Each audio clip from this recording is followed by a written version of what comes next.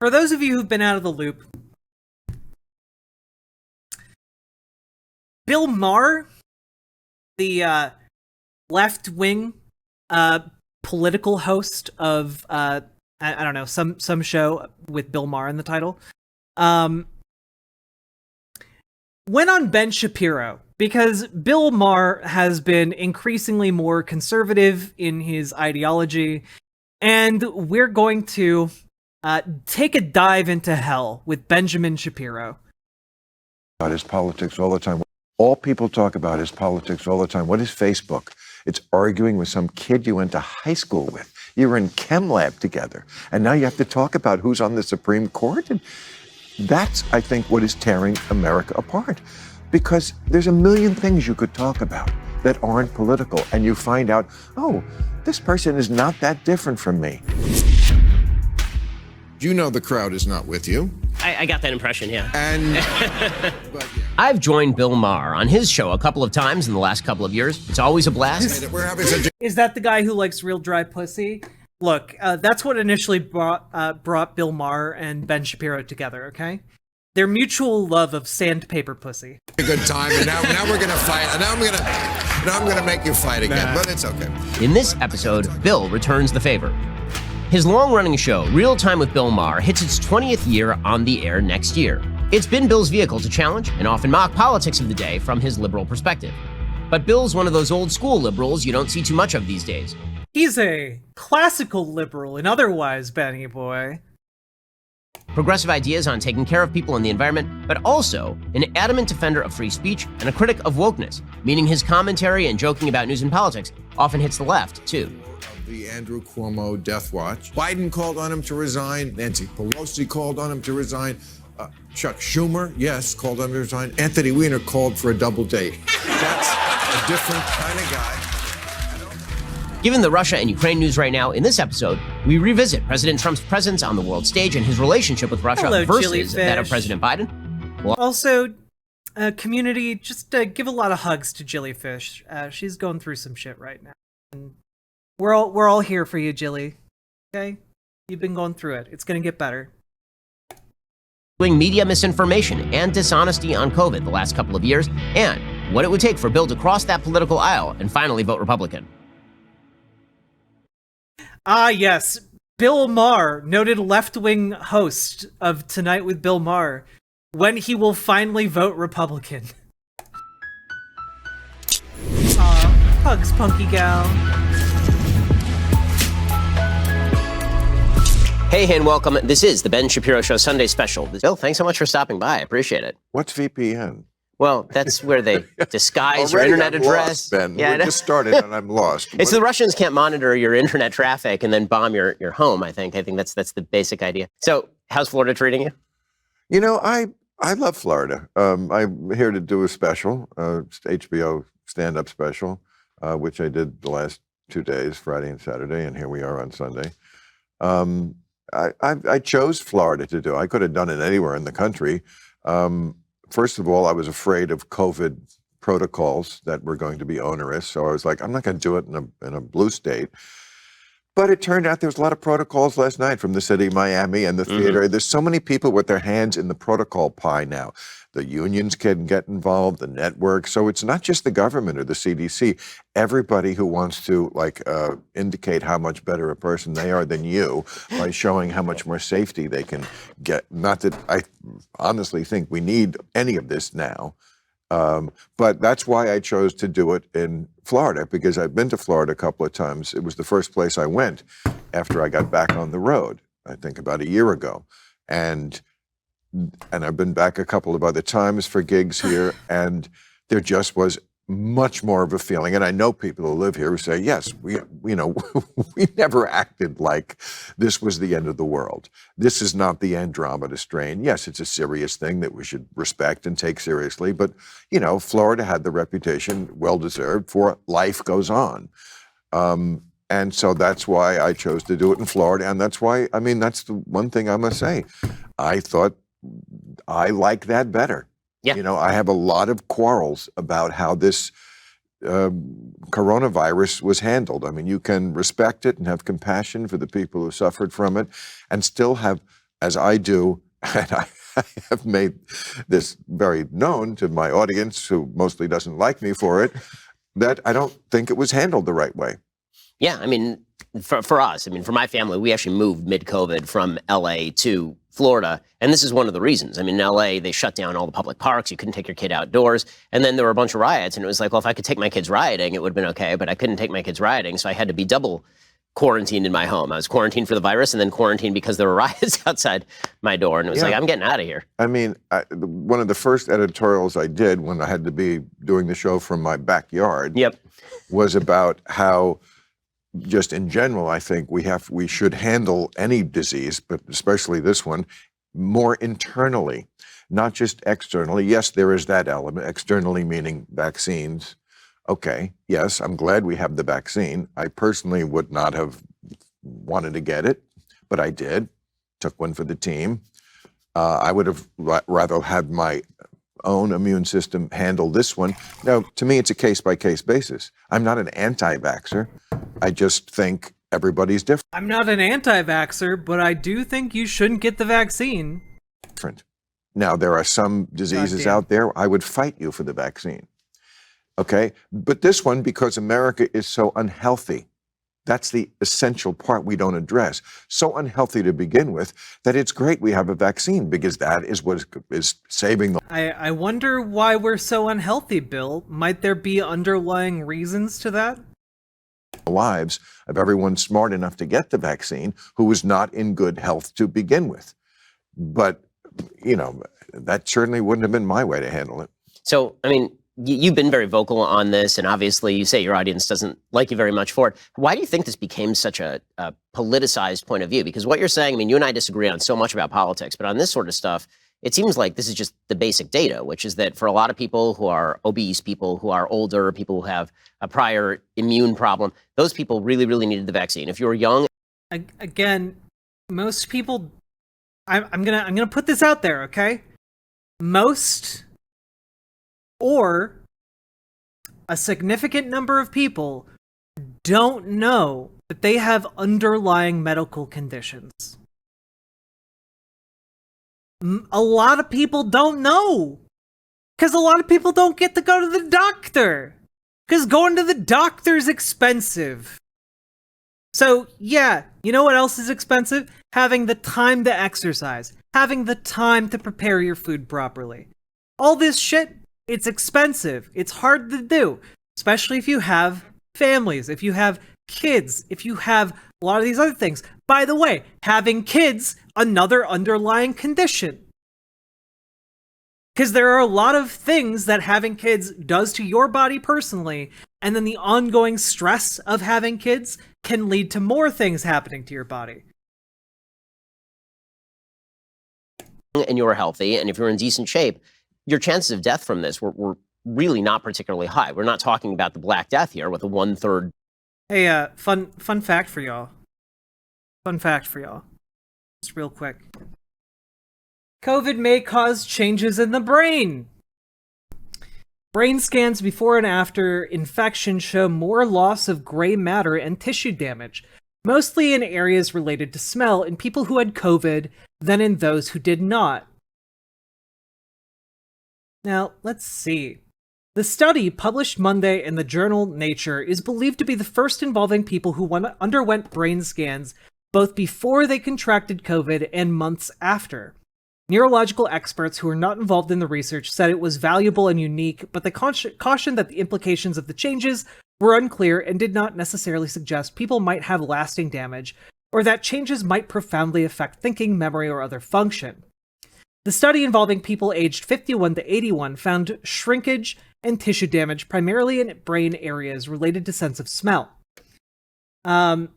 To me, this is pretty convincing evidence that something changes in the brain of this overall group of people with COVID, said Dr. Serena Spudich, Chief of Neurological Infections and Global Neurology at the Yale School of Medicine, who was not involved in the study, but she cautioned to make a conclusion that this is some long-term clinical implications for patients, I think is a stretch. We don't want to scare the public and have them think, oh, this is proof that everyone's going to have brain damage and not to be able to function. Well, why would people be scared of that, you might ask? let's see here. With normal aging, people lose a tiny fraction of gray matter each year. For example, in regions related to memory, the typical annual loss is around 0.2% and 0.3%, the researchers said. But COVID patients in the study, who underwent their second brain scan an average of 4.5 months after their infection, lost more than non-infected patients, experiencing between 0.2% and 2% additional gray matter loss in different brain regions over the 3 years between scans. They also lost more overall brain volume and showed more tissue damage in certain areas. Speaks Minds, thank you for subscribing, and thank you for... congratulations on your chat, baby! 9 whole months. Thank you very much for being a part of this community. So, yeah. So you could lose 10% more of your brain per year, in some cases, if you have COVID, even if you don't have underlying complications.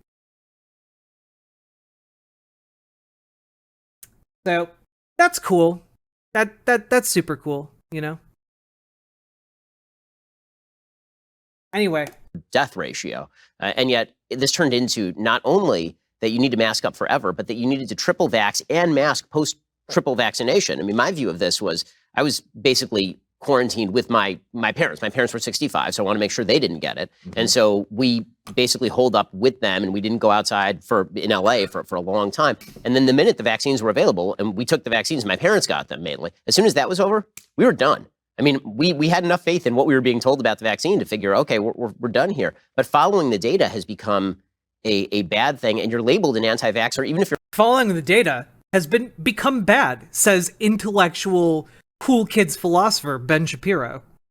Pro-vax. I mean, I got double vaxxed. My parents got triple vaxxed. My wife, who's a doctor, is triple vaxxed. And we were labeled anti-vax anyway because we weren't saying that you should lose your job if you didn't vax. Right. I mean, there's a lot of silliness on both sides, a lot of bad information on both sides. But both sides are bad. I'm a liberal. I don't think the liberals liked it when I pointed out that I think it was something like 41% of Democrats, when asked the question, I mean, and this was in the New York Times, they had Republican versus Democrat views on COVID, and something like 41% of Democrats, when asked the key question, how many people who get COVID need to be hospitalized, thought it was over 50%, when it was, of course, around 1%. I mean, that's a crazy number. To be off that much about the... No wonder they think you need a mask everywhere. If you think half the people who get it need to go to the hospital and it's really 1%, how did they get that bad information in their head? And I said, you know, Fox News and the right wing has a lot to answer for a lot of... Wow, he thinks he's being real cheeky by saying that to Ben Shapiro. Misinformation out there. I would put climate change as top of that list. But the left-wing media should answer for that. How did your audience get that bad idea in their head that so many people need to go to the hospital who don't? And, you know, as you started to say, I did an editorial about this about a month ago. Again, not well received by a lot of people. But wait. Yeah, a lot of people needed to go to the hospital, Bill. What are you talking about? Oh no, Lady Raincloud, I'm so sorry. That's such a pain in the ass. I'm so sorry. I was just, again, giving the facts. We know who gets this and dies from this. Who gets it? Everybody. Everybody gets it, including if you've had the vaccine, which they were wrong about. Okay, they weren't trying to be wrong about it, but, you know, my overarching opinion was modern medicine, it's wonderful, but you're wrong about a lot. Stop being arrogant. Don't look at me like we've got the white coat on and the stethoscope around our neck. Just do whatever we say, because when have we ever been wrong? My answer, a lot. Hell yeah, doctor. I don't come to you for information. You work for me, god dang it. I pay your salary, doctor. You've been wrong about a lot. Not because you're corrupt, although sometimes there's that too. But you've just been wrong about a lot, including... Yeah, Bill Maher, how do you know when you shouldn't trust your doctor? You know, like, for trans people, it's pretty easy. You know, doctors who don't affirm our identity, generally give us pretty shitty advice. How does the average person who's going to the doctor because they don't want to get COVID or die from COVID know that they shouldn't trust their doctor and should be taking horse medicine instead? You know? Vaccine.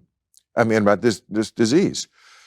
So we know who gets it. Okay, 75% of the people who died over 65. Now that's sad. Death is always sad. Oh God, is Bill Maher just gonna be like, yeah, if you're over 65, go fuck yourself? I'm against death. I don't care who knows it. But my grandpappy taught me everything before the bud is bullshit. Earth is a timeshare. We can't all be here at the same time. Some of us have to go to make room for others. What's funny about what he's saying, Ben? He's literally just saying older people should fuck off and die. That, like, his point is literally just, if you're old, sucks to suck. If you're disabled, sucks to suck. If you're fucking immunocompromised, sucks to suck. Fuck you, Bill. How the fuck does this guy have a show? Hey, HBO, give me Bill Maher's budget. I'll do 100 times what he does right now. People are going to die when they start being over 65. Something. I mean, you can't stop aging. Believe me, Ben, I've tried. So that's 75%. 99% unvaccinated. That 99%.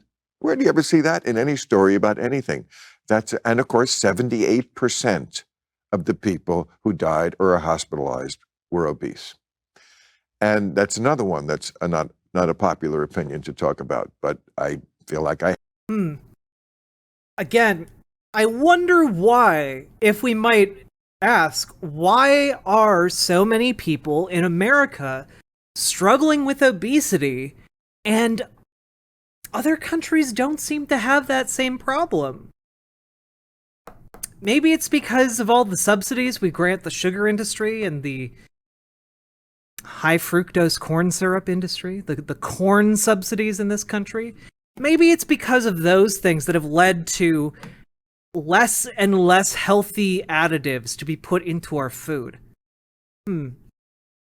Well, if you're poor, sucks to suck, you get to die too, in Bill Maher's world.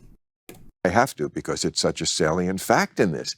If you just said to somebody, okay, there's an X factor in this, of 78% of the people who get it, this X factor accounts for 78% who die or go to the hospital.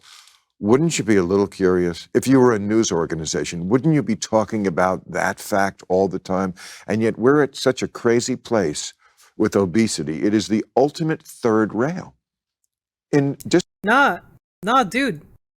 Dude, it's not because we're in a place with obesity. It's because nobody wants to talk about the underlying fundamental issues that lead to what's in our food being in our food. Nobody wants to talk about that shit. Nobody has ever wanted to talk about the shit we put in our food, aside from, like, fringe activists, okay? There's a reason why the oversight of the meatpacking industry happened as a result of Upton Sinclair's The Jungle, okay?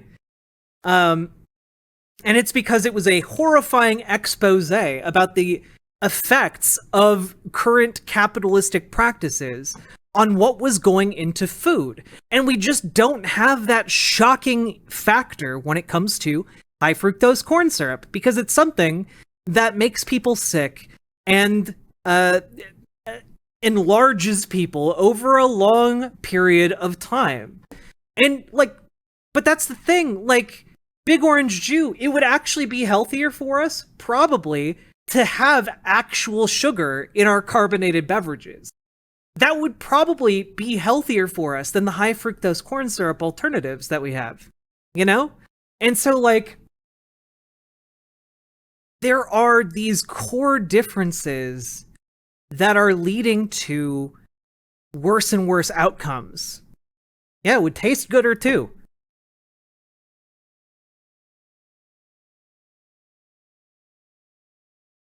Yeah, honestly, I lose weight when I travel to Europe and I eat more there than I do when I'm at home. Yeah, it's because the shit in European food has to meet European standards, which are much higher than in the United States.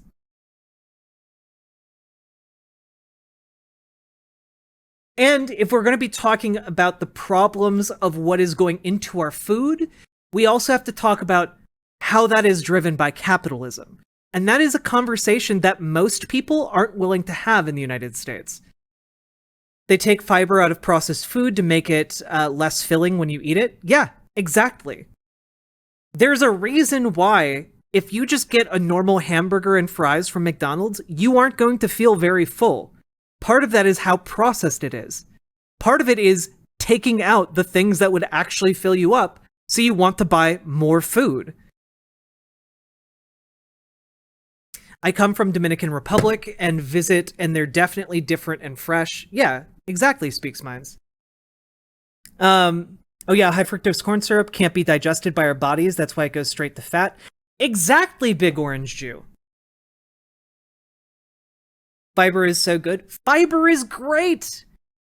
Fiber is the thing that will help you feel full.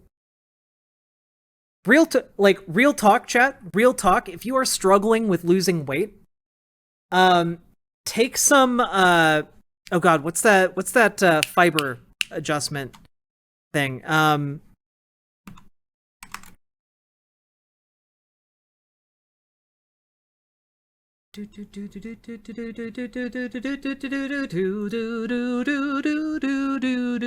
Yeah, take some Metamucil, okay? Yeah, take some Metamucil. It'll make you have big poopies, but you know what? You should be having big poopies, okay? You should be having big poopies. You should be feeling full. And fiber is what helps you feel full. That's the thing. That's the thing that helps you feel full. And it makes you healthy. Like, goodness.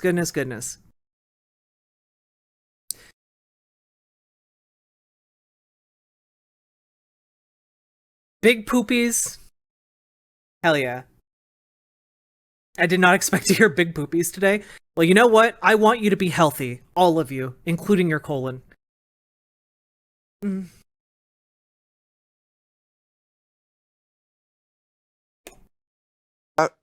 I'm talking about everything you could possibly talk about.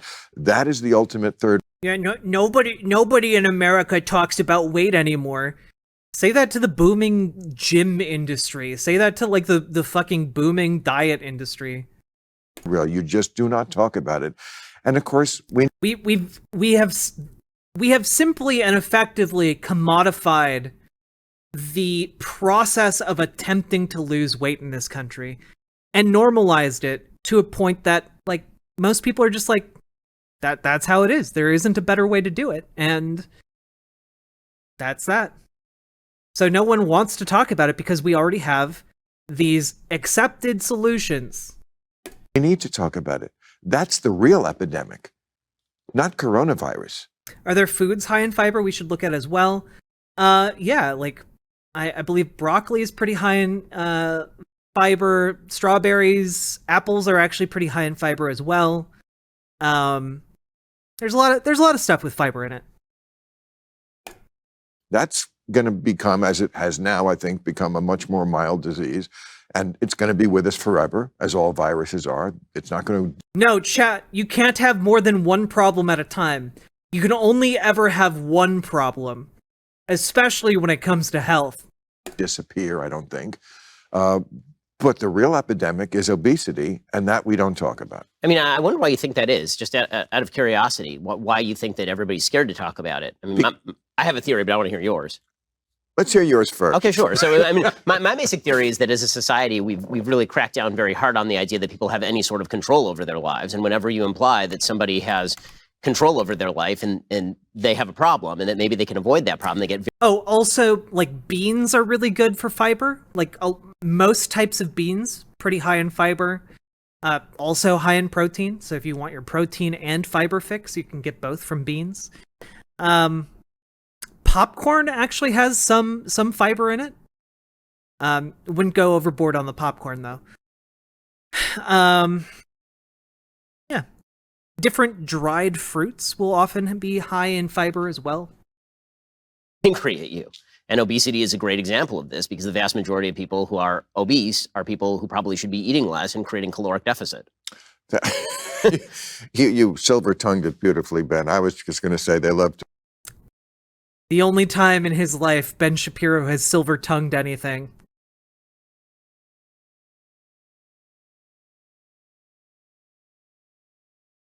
To stuff their face, but it's really the same idea, isn't it? Yes, I mean, but we are in a different place with it than we were even 5 years ago. 5 years ago, it at least was thought to be a good thing to try to lose weight, right? Now, that's what they shame. Adele, Right. famously lost weight, and they shamed her for that. That's through the looking glass. When you're the bad person because you lost weight, and it's just seen as a different way of living. There's no judgment to it. And look, I don't believe in shaming. I'm not fat shaming. I'm fat splaining. I'm splaining that, beauty is in the eye of the beholder. Absolutely. But science is not. Science is not. And those facts are unforgiving when you look at the number of people who died. Oh, geez. Adele really did lose a lot of weight. Goodness. Like, I did not recognize her. Well, good for her. I hope she's happier now. You didn't even have to be that much overweight to have a much worse outcome, having to go to the hospital, having to get ventilated. I think 40% of the people who died had diabetes. And again, even take COVID out of the picture. Yep. I was talking about this before COVID and got lambasted by James Corden and other people who attacked me. Oh, Bill, you're such a bad person. Bill, you I'm are not a bad shaming person. people. I'm just saying we were never going to solve the healthcare crisis in this country until we get our arms around this thing. And we're not allowed to talk about it, or else you're a bad person. And anyone who doesn't, I'm sorry, you have blood on your hands.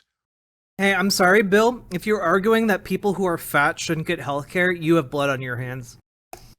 Anyone in the media who doesn't talk about this because you're so afraid of the reaction, you have blood on your hands, because you're not doing these people a favor.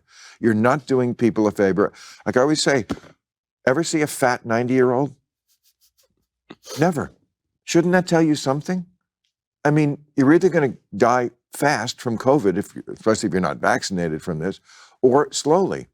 And also, Oh, Big Orange Jew. I thought you modded for Demon Mama. it's going to bring down, as it was before this, the economy of the country. Because, I mean, when we were debating health, Fat people brought down the economy of the country? What the fuck are you on about? This is old man yells at clouds times 10.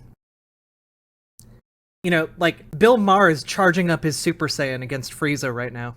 healthcare in this country for years, and Obamacare and on after. It was Oh, always Posadas about, John, that's we would an look at the unenviable charts, we would position. see how much healthcare spending is going up, and people would say, we can't do it. We can't just not do anything, right? Whether you thought Obamacare was a good idea or some other program, we need some program to deal with this. But never part of that program was, let's ask the people to participate in their own health. I think this is what you were getting at. Yep. We don't ask people you have to participate. Yeah. Have you ever been to the doctor and been overweight? Yeah, they ask you to participate, asshole. It can't all just be, the government can't solve this on their own. Vaccines can't solve this on their own. You have to do it. I said at one point, it's not between you and the government; it's between you and the waitress. Yeah, I mean, this is one of the areas where it's sort of fascinating. The way that we've treated in public policy vaccines with, for example, vax mandates. You must get the vax or you will lose your job. And at the same time, if I so much as say to you, Again, people like Ben Shapiro really like misrepresenting the vaccine mandate because it was a mandate to get vaccines, but the alternative was you just had to get tested. The alternative, if you did not want to get vaccinated, was you just get tested periodically. Now, to me, that seems really reasonable, but these guys are like, well, you had to get a vaccine or lose your job. That's not what it was. That's not what it was. You had to get a vaccine, or you had to get tested. One of those two things. I can't believe they are still devoting 15 minutes of this interview to this. that you might need to lose 10 pounds, this is the great sin. Like, I don't see how you can hold both of those ideas in your head at the same time. Right. And look, we all do something. Again, not shaming. I drank too much for years. But when someone would say to me, maybe you should scale that back a little, I didn't say, how dare you? You're drink shaming me. It's just an alternative lifestyle. What are you talking about? I'm just as wonderful and perfect the way No, I would say, yeah, you know what? You're right. And then I wouldn't do it, but I would at least see the point. I wasn't offended by that. I was like, yeah, you're right. I drink probably too Irishly. Haha, alcoholism. Also, yeah, most alcoholics will tell you that they don't have a problem. That's how most alcoholics act. Like, Bill, you are such a disingenuous little weasel, even about your own addiction. Jesus. And I shouldn't. But boy, you're just the bad guy if you say that about food. So in a second, I want to ask you about how that kind of ties into broader issues of identity politics. But first, since we're talking about your imminent death, let's talk about life insurance. If somebody relies on your financial support, whether it's a child, an aging parent, even a business, Genius has helped over 30 million people shop for insurance and place 100 work hard at it. That is a segue, my brother. That's why they pay me the big bucks around here. I see. Yeah. Beautiful. So let's talk about identity politics. So one of the things I think that we're speaking about here is the attempt to turn everything into an identity. And so if you are, Adele is bad because she shed her identity as an overweight singer for a new identity as just a singer who's not overweight. And there's this feeling about nearly everything in American life. Everything can be boiled down to an issue of identity. And the problem with that, of course, on a broader political level is once everything's an identity, including your political perspective, every political argument becomes an attack on you as a person. Because if your identity is your politics, and then I disagree with your politics, that's not us having a rational debate. That's me attacking your character. That's me saying you're a bad person. Ben, interesting thought from somebody who routinely attacks trans people. Let's just roll that back real quick. It's me having a rational debate. That's me attacking your character. That's me saying you're a bad person. It's me trying to unperson you. You hear this sort of language all the time in a variety of issues. You're trying to erase me as a human being. If I disagree with you, obviously the most obvious example is on transgenderism, where the argument is that if you don't want Leah Thomas, the biologically male swimmer, swimming against women, this is because you're trying to erase Leah Thomas's transgender identity. Like, once everything becomes an identity, even putting that as example aside, then it prohibits you from actually having rational conversations with people. The entire basis of rational conversation is my identity doesn't matter. What I'm arguing up here with you is what matters. Yeah, I would agree with all that, but I would ask you if you would agree that there's certainly a lot of that on the right too. What is more of an identity than the Trump voter, the white person who thinks that America is being taken away and becoming a different kind of country than they remember it? Bill Maher, the leftist who throws trans people under the bus instantly. Make America great again, wink, wink, white again. I mean, that is also a type of identity politics. Yes. I mean, for the people who actually believe that, Well, sure. I mean, a lot of people. I mean, but I wonder how much of that is reading into somebody else's politics, your desired, character flaw. Meaning, you see that on the right doing that to the left too. I mean, there have been good studies showing that people on the right tend to think that people on the left don't care about family, people on the left don't care about personal values. And then when you actually ask people on the left what they care about a lot of those things. Right. And on the left, you see the same thing with the right. If you voted for Trump, it's because you want to make America white again. It's not because you're concerned about, for example, taking the immigration issue. Let's say you're not concerned about the race of immigration. You're worried about how people are going to vote once they move here and how that changes the legal structure of the system. Or you're worried about the income level or education level of people moving here. Too fucking bad. Like what? We should discriminate against liberals who want to come to America? Only conservatives are allowed to immigrate? That's fucking insane, Ben. Those are not the same thing as the skin color of the person. So No, and immigration is an issue where I think the yeah, Democrats it's are okay really to discriminate not based on getting it, political I mean, ideology. they're losing the Hispanic vote. it's an amazing thing. Along the border in Texas. Their idea, again, it's sort of your point about identity politics. Their conception, I think, and it's wrong, is that every Latino in America is thinking, boy, more immigration. That would be the best thing. And a lot of them are thinking, no, I'm here. Yeah. The last thing I want is someone else coming over who's going to do my job for a little less money.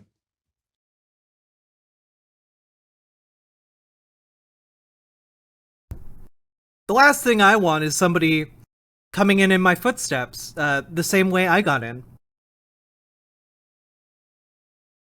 Like, I don't know. Unfortunately, Bill Maher is a little bit right here, where there are a lot of Hispanic folks who are now in this category of like kind of conservative, Reaganite, conservative Hispanic folks who have found some successes like small business folk, managers, etc. I'm stumbling a bit because this burrito is very good. And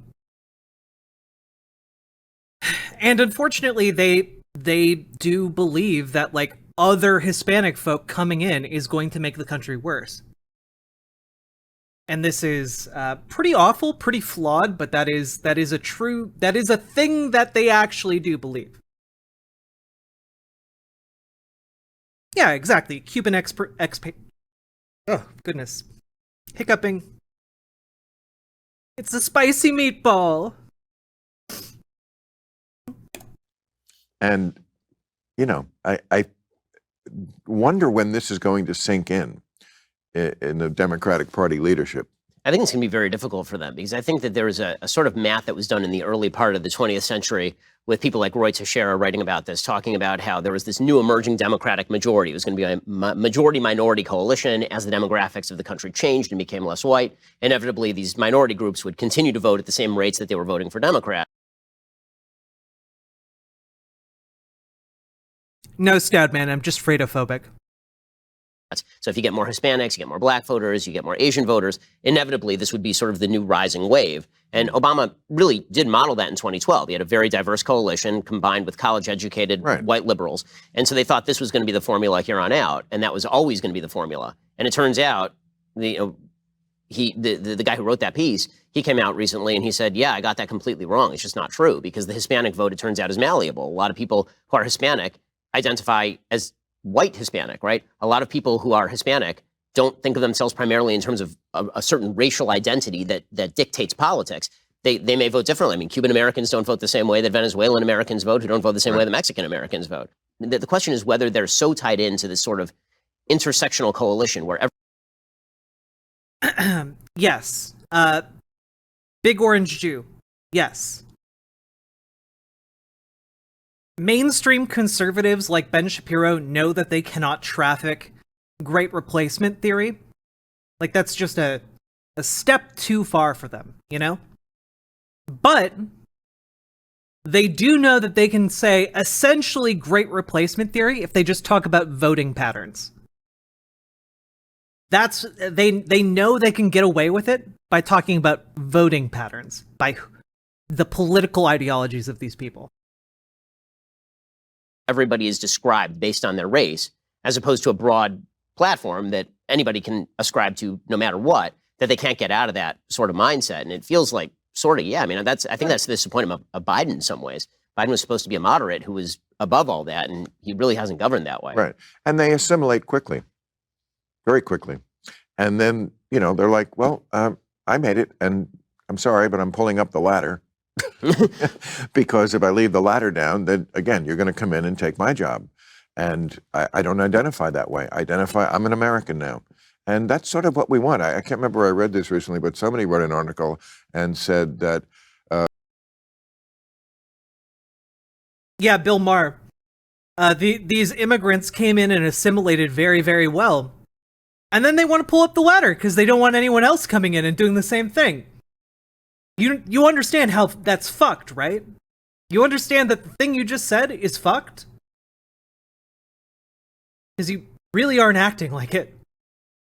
The Hispanic vote is starting to look a lot like what happened with the Italian vote. Yep. Or the Germans, or the Irish, or everybody except the Jews, who just kept voting Democrat forever. Right. But yes. But didn't the Italian become much more of a Republican bloc? Mm-hmm. And I mean, that could happen. And if the Democrats lose that, they're in a lot of trouble, because that is a rising demographic as far as numbers.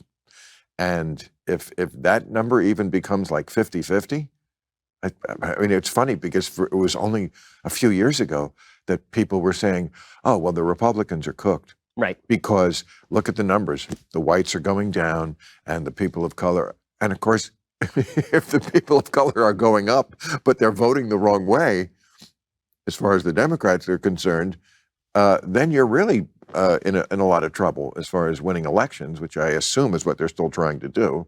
Yeah, and I mean, this is, I think wokeness is such electoral poison for Democrats, not just because it's treating people as members of identity groups that they may not see as their chief signifier, but also because, to a certain extent, they're only appealing to certain identity groups. I think that there are a lot of Hispanics in America who looked at the platform of Black Lives Matter in 2020, which said, get rid of the cops don't need to be here, defund the police.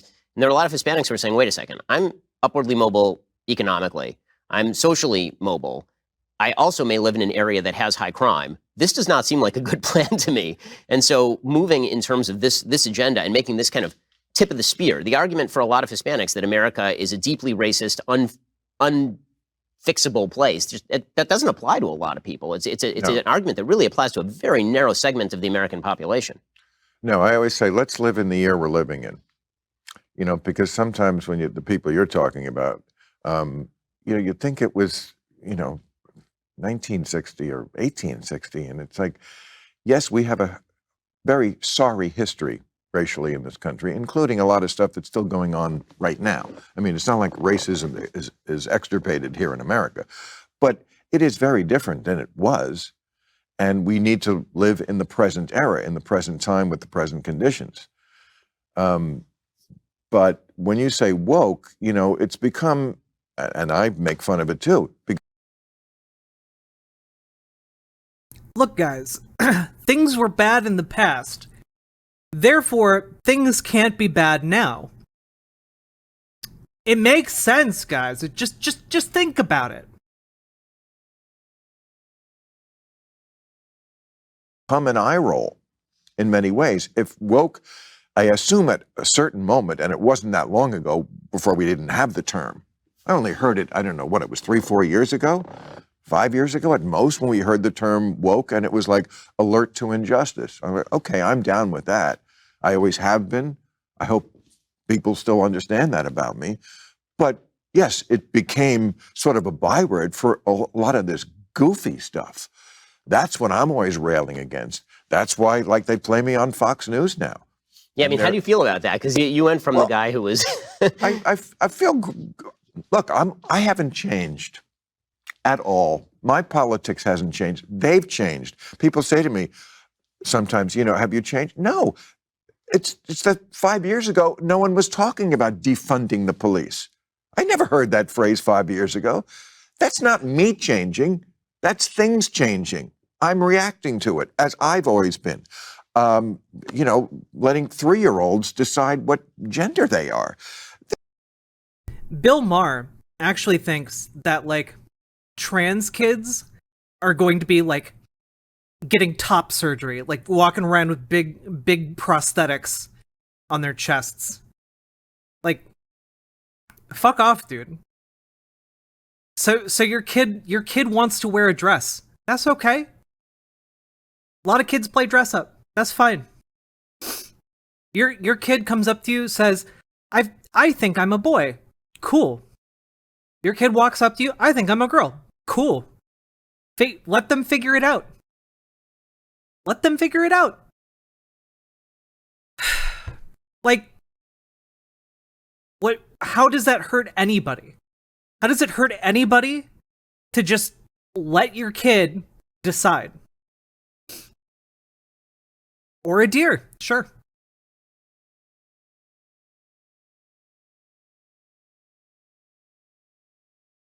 Let them be what they want to be. The only mission you have in life as a parent is making sure they have all of their bones when they turn 18 and that they're happy. Okay? Those are your 2 missions as a parent. And if you can't do that, you should not be a parent. This wasn't something 5 years ago. Free speech, used to be Yeah. You want your kid to have all their bones when they turn 18. a left-wing thing that we were proud and owned, and now that seems to be under attack. So again, I think I've stayed the same. And look, as long as the Republicans are a party who, in my view, does not take seriously the emergency of climate change, and I'm not sure if they even believe in American democracy anymore. Certainly most Republicans, I think, did not in Congress condemn what happened on January 6th, trying to not count the votes in an honest election. As long as those 2 issues are what they are for Republicans, I don't think they're even savable. Whereas the Democrats, maybe I'm being a cockeyed optimist, but I still think they are savable. So let's get to those 2 issues in just 1 second. First, let's talk about your sleep quality. Helix Sleep. This is the mattress you need. Bob, Helix is offering up to $200 off. I'm sleeping. I absolutely.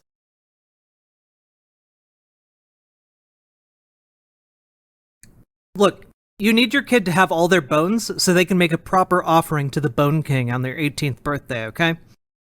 If you can't make a proper offering, you're in real trouble, all right? Personalized just for you. Oh. 2-minute sleep quiz. Yeah, we'll make the Thank magic you. happen for you. Ben, I love you. Thank you. So let's talk about those 2 issues, because Okay. I know there are a lot of people in my audience who are thinking, okay, so if we just solve those 2 issues, then maybe Bill Maher votes Republican for the first time. Have you ever voted Republican? Absolutely. I voted for Bob Dole in 96. Mhm. Now, I admit that was a sentimental vote because, I don't think I ever told you this. My parents, both World War II veterans, met in World War. The Bone King. It's the Bone King, okay? The Bone King cares not for your gender, all right? The Bone King is actually a trans man. Let's see. Mother, where the fuck is my foreskin? Yeah. War II. My mother was a nurse. I think he was the last one from the World War II era, and he was going to lose. So it's an easy vote, isn't it? So it was an That's the easy other thing vote, about but voting in it wasn't like California. if he won. It's so different than where the Republican Party is now. It's not like if he won, he was a crazy person who was, going to start not counting the votes or do the crazy things that Trump did when he was president, or, not concede elections or something. He was just, he was a Kansas conservative. And I voted for McCain in the 2000 primary, I think. Mhm. When he was, Against W, yeah. the original Maverick, Mhm. and I may have voted for him in that election. Mhm. In 08, you if mean? he was, no, in Oh, in 2000, 2000. if he had gotten Didn't get the nom- yeah. gotten the nomination. I was not. I have come to really like Al Gore and know him personally, and I like him a lot. And but I was not happy the way. By the way, just in case you're interested in what he's talking about here, he just admitted that he voted for Bob Dole, someone who wanted to prevent people of the same sex getting married. He actually co-sponsored the Defense of Marriage Act, the DOMA, under Bill Clinton, which would have prevented same-sex couples whose marriages were recognized by their home states from receiving the many benefits available to other married couples under federal law. So, yeah, a real leftist Bill Maher casually talking about how he voted for a Republican in 1996. He distanced himself because of Monica Lewinsky. Mm-hmm. You know, it's like, that's, to me, was always the big flaw with the Democrats. It's like, come on, guys, just man up a little bit. Just remember, he kissed his wife real hard at the convention. It was very awkward. It was very awkward. And now in retrospect, it was even more awkward. And yes. Terrible politics. Yes. You know, they should have just said, okay, you know, Bill Clinton, as I think Hillary herself once said, he's a hard dog to keep on the porch. That's just, you know, I knew Roger for a while. I met Bill a few times. I can tell you some funny stories. That's who they are. You know, they're good old boys. They like ladies. And it just, you know, it just. Yeah, we all know how much you fucking love men who like ladies, aka straight people. Some of the stuff that went on back then about, you know, if he cheated on his wife, how can we know he's not going to cheat on the country? You know, dumb things that people said. Like, you know, it's very different. So let's start with the climate change thing, and then we'll get to the voting thing. So on climate change, there's, I think, sort of a reasonable spectrum of opinion inside the Republican Party, and then there are the people who just outright say climate change is not happening, it's not human caused. The position that's been taken by a lot of Republicans, including me, I say that climate change is happening. I fully accept the IPCC estimates and the range of estimates from the IPCC. I just think that the solutions that are being proposed are completely unreasonable. So I think this idea that we're going to just pour money into green energy and this is going to magically solve the problem does not solve the basic problem, which is that most of the forms of energy we're talking about are not nearly competitive on the. I can't wait for Bill Maher to give a reasonable and leftist perspective on climate change here. World stage with carbon-based energy. But what about a carbon tax? So a carbon tax would be almost impossible to do globally is the issue. So the biggest emitters on, not on a per capita basis, but on an absolute basis are China and India right now. Mm-hmm. But we're not talking about China or India. We're talking about in the United States. Obviously, we wouldn't be implementing a global tax in the United States, Ben. That's not how taxes work inside of a country. But I agree that carbon taxes are largely ineffective just for very different reasons. They're not going to carbon tax anything. Right? We still have a global competition with China and India in terms of foreign policy, and allowing them to pollute up the wazoo while we sacrifice our own energy ambitions. That seems like a bad recipe for Europe right now. No. Ben, you understand that the difference between short-term gains and long-term gains?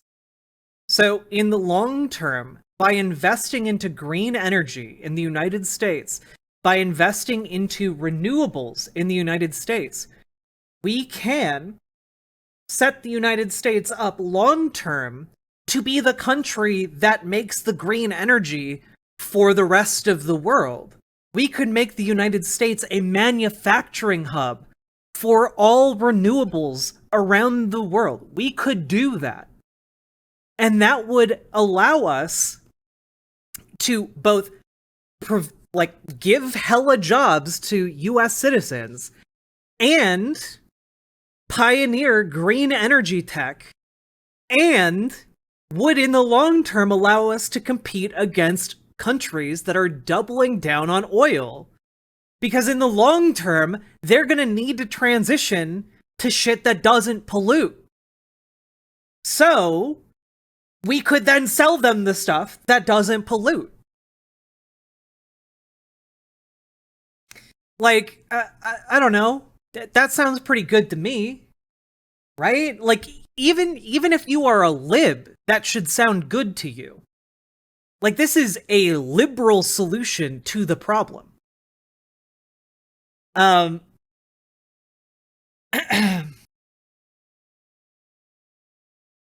Nah, punished meat, that's just how you get giant avocados. But no, like, again, this idea, well, we won't be doing as well in the short term. Yeah, it's called a long-term investment, Ben. Something most conservatives should be pretty familiar with. Now, for example, with regard to Russia, which means that if you're actually going to do something, what I've talked about before is doing things like building seawalls, exploring geoengineering. Adapting. Because humans are great at adapting, and we suck at actually preventing. We're very good at adapting. I love how I love how Ben's like, yeah, we should just build seawalls around the entire U.S. coastline, Ben. The entire U.S. coastline, Ben.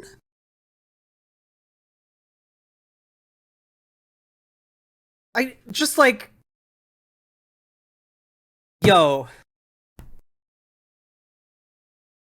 You might be able to do cities like Miami, okay? You're not going to be able to do a seawall along the entire U.S. border.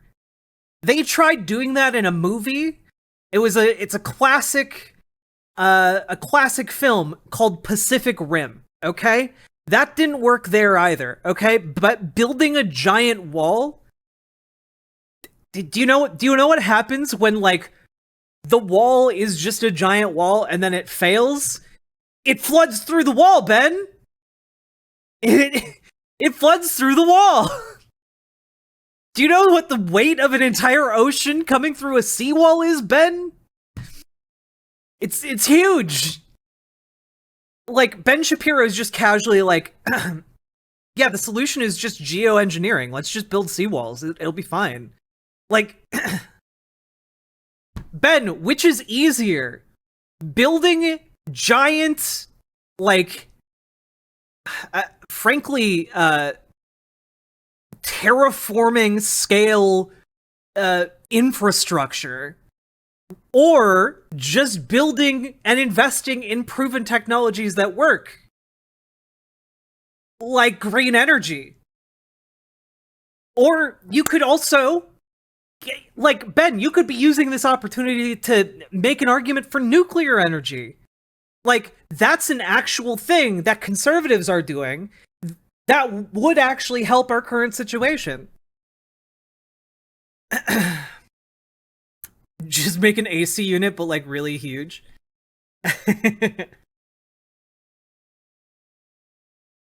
Ask a contractor how long it would take to build a seawall just around Florida.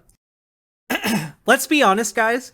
If we had to make a seawall around anything, it would be all of the East Coast, but it would cut off most of Florida, okay? We would cut off most of Florida, and then, like, wall in Miami and, like, I don't know, New Orleans. Build a giant fridge and put Earth in it.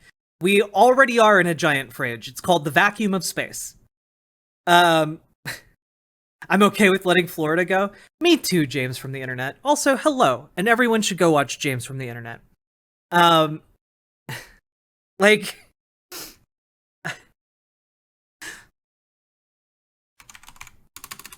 how much sea level rise to lose Florida? Okay. In some scenarios, sea levels will rise 31 inches by 2060.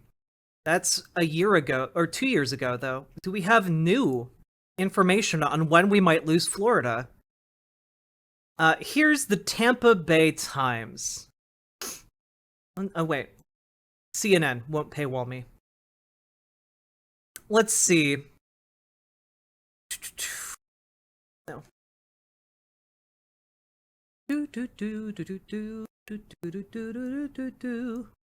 Yeah. So the National Oceanic and Atmospheric Administration shows that scientists are increasingly confident that U.S. coasts will see another 10 to 12 inches of sea level rise by 2050. Let's see. What is 12 inches sea level rise map? Oh, cool. We have the map from. Okay, all right. Launch. Okay. Get started. Okay. Go. Got ourselves a handy little map. United States. Let's see here. So it raises 1 foot. Let's see. What all's gone?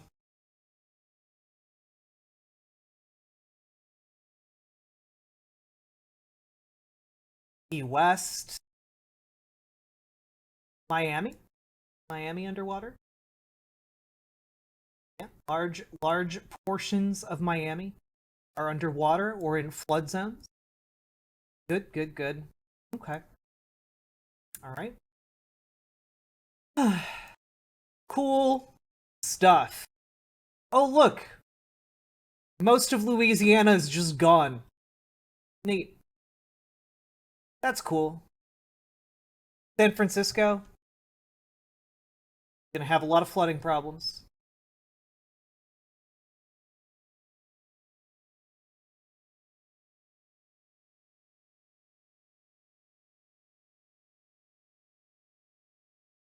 Damn.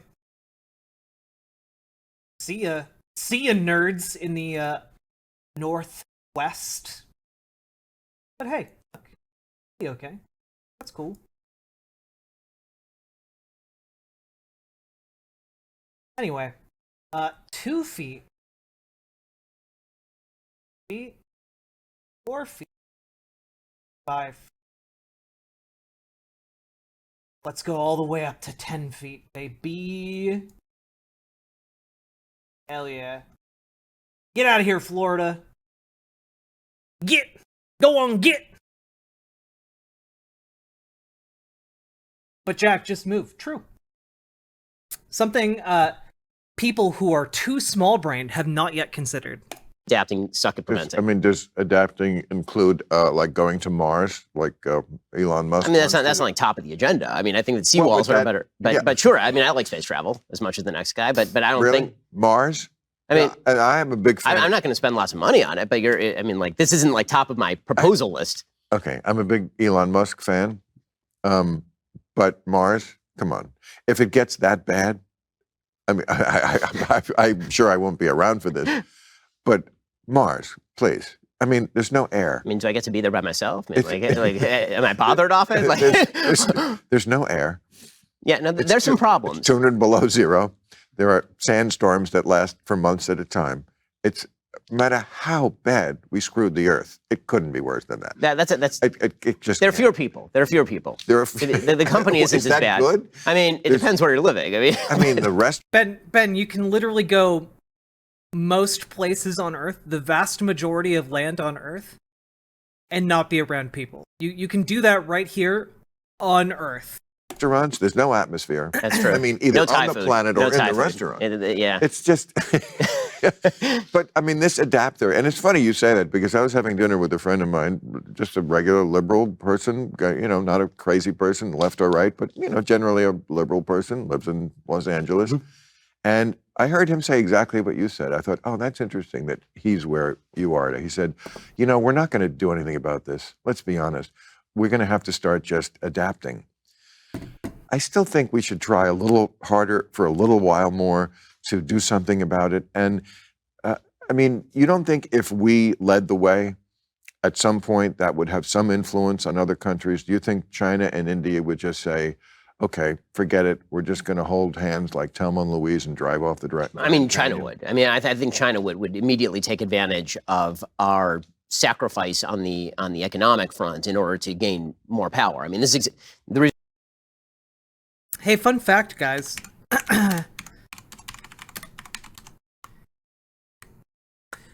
China is not just sitting on its haunches, like sucking in oil, like a freshly born pig on a teat. They have actually tested their new thorium reactor, which is kind of a big deal. Just a little bit. It was delayed by COVID-19.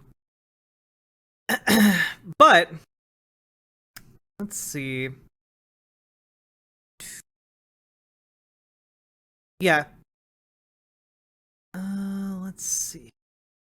Where is it? It was supposed to be activated late last year. Trying to see where that went.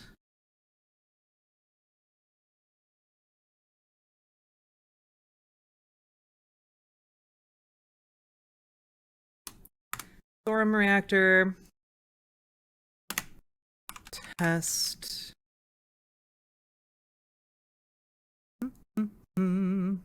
Past year. Past 3 months? Past month. Let's go.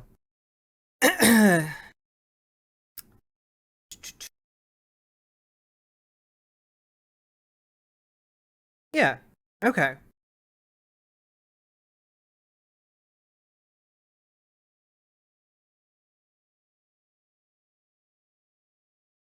China. Ah, here we go.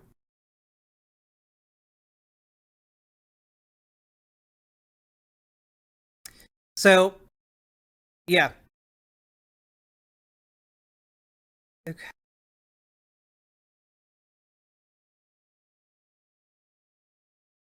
Yeah, they tested it successfully in China. So China has actually created the first like commercial thorium reactor with molten salt. And it is possibly a new way forward for energy production, which is really, really cool. Thorium is way better than uranium. It's has like a half-life of only like a couple centuries as opposed to millions of years, and is clean energy. This is because this is precisely what you're seeing from Russia, right? Europe has gone way more in a green direction than the United States has. And no, the artificial sun is fusion breakthroughs. Breakthroughs in fusion energy are the artificial suns that you've been hearing about in the news. Thorium is traditional nuclear power, nuclear fission, but it is done with a less radioactive element, and that produces safer waste and cannot be weaponized. They're still basically powering their economy with Russian natural gas and oil. I mean, 50% of Germany's natural gas and oil were coming from Russia. And so the minute that Russia invades Ukraine, all of a sudden the prices double in these places. And it turns out all these investments in green energy were making them dependent on one of the world's most aggressive powers. Like they're real unintended consequences to listening to Greta Thunberg when you make policy. Well, I did a whole thing on Greta and Kylie Jenner about 3 or 4 months ago, which was an indictment really of the younger generations, because they're the ones who would have to care about this more than me. I'm 66. I've had my fun with the earth.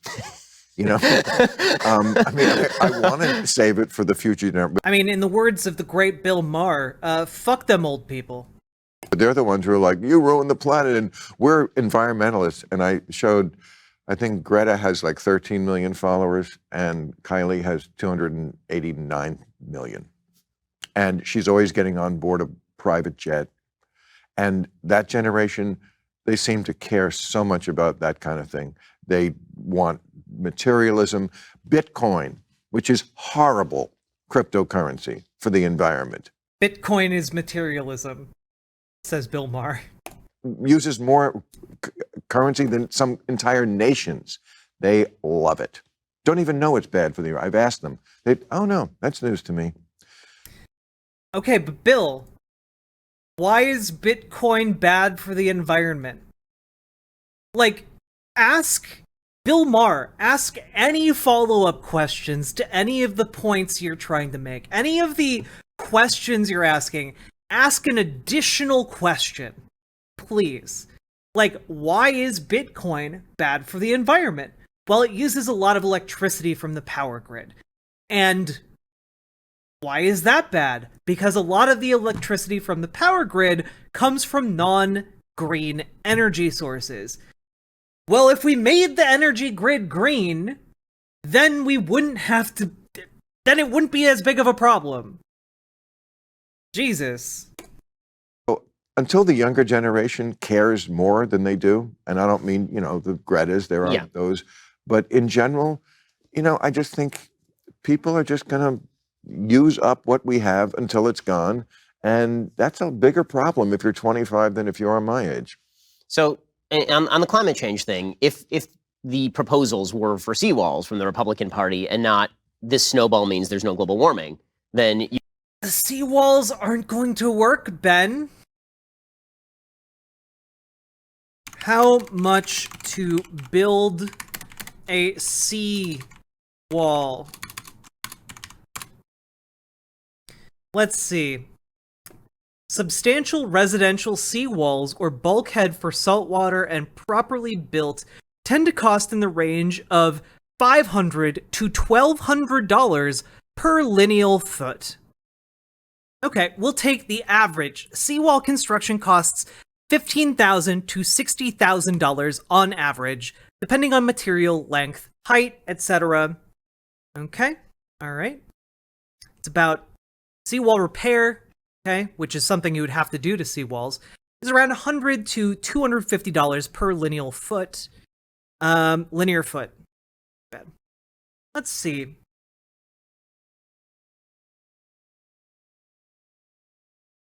Building a seawall in a commercial or high erosion zone costs $700 to $2,000 per linear foot. Okay, let's take the low estimate there. How many miles on the U.S. East Coast? We'll do... Let's see. It's 280,000. We'll just, we'll round down to 28,000 miles, okay? So let's do 28,000 miles. Times how many feet? 2,560? How many feet in a mile? 5,260. Okay. Times 5,260. Okay. That's 147 million-ish feet. Times 700. Okay. So we're looking at a very, very modest estimate of $100 billion for the East Coast alone. Okay? Just for the East Coast. Now, let's take this back a step. Okay? And what if we do the high estimate times $2,000. That's around $300 billion. And that's like... I'm sorry, that's for, again, one seawall that doesn't include the Gulf of Mexico, doesn't include the, full depths. That's just like the length, okay? That's a 1 foot high wall around the entire East Coast. Like a 1 foot square wall. Which isn't nearly enough. You would need to multiply that by 20 just for the East Coast, plus the upkeep and repair, plus you would probably need really extensive bulkheads around Florida, plus you'd need to do the West Coast too. it's not a viable thing. You could just put all that money into renewables and we'd be much better off. Then you'd be in the ballpark. Yeah, I also think we could lead more. Maybe I'm wrong, but Not I a do five, think true. if we took the lead, if we planted our flag on the ground and said we're doing this, Hey, garden variety cat lady. I think you can get people. I think you can shame people a little bit. Now I understand it's very hard to. Can you still use the term third world, or is that bad? I do. I mean, Oh, that's right. I mean, we're talking about the Okay, well, it's bad. developing world. Which nation are we talking If it's about here? bad, Are we talking about nations that Well- where people are burning dung for fuel? Because, I mean, Right. by the way, we should mention that when it comes to green energy, it's very easy for first world people to care a lot about solar panels, but when you're Right. burning dung for Yep. fuel in Africa, That's true. that makes it very, very difficult for you to care. But what I'm saying is third world, okay, places that have not had air conditioning, places that have not had cars. Okay, and now they finally are getting them. Mhm. It's very hard to say to them, look, we've been enjoying these things for quite a long time now. You stop that right now. You- No, bad timing. Yeah. Bad timing for you. You have to forego these things. So I take your point. It's going to be very hard for India and China, but I mean, they're not stupid. I mean, they must understand that what good is it to win the economic race if you can't breathe? I Well, mean, but I the think- air in Beijing, don't they sometimes have to like take drastic measures Oh, yeah. because you can't breathe there? Well, then the nice thing about being a communist dictatorship is that a few more people die, you know, what's a few more beans, more or less, is the nice thing about being a horrific tyrannical dictatorship. I mean, unfortunately, you know, communist authoritarian nations don't have a great environmental track record from Chernobyl to Right. Beijing today. I mean, a case could be made that we very often are callous about people's life in this country as well. I mean, I will say we haven't killed 100 million people for an ideology recently. So What were you talking about? Mao? communism. Yeah, well, I Oh, mean, absolutely. yeah. Well, Mao, again, Stalin. you know what I said before Mobile, about yeah. woke and like why it's an eye roll. It's like among the many goofy things they believe that they didn't used to is that, you know, maybe communism is worth a try again and capitalism is bad. You know, things like that. Right. That again, I didn't change. Yeah. You changed, you know? So in a second, I do want to get to the kind of big elephant in the room. Fun fact, the United States in Iraq alone was credited with the killing of over 460,000 people, most of them civilians. You know? But yeah, the United States would never kill anyone over an ideology. That never would do that. All this stuff, which is voting and Trump and all of these sort of insanity of the last couple of years.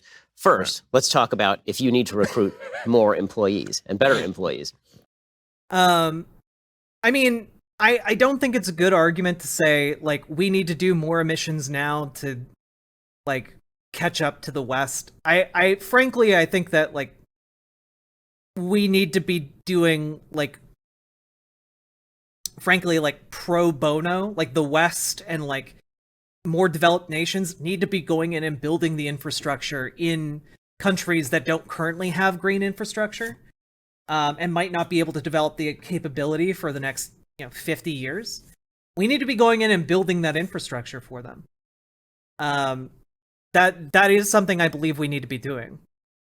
Yeah, more fossil fuel extraction only hurts poor people.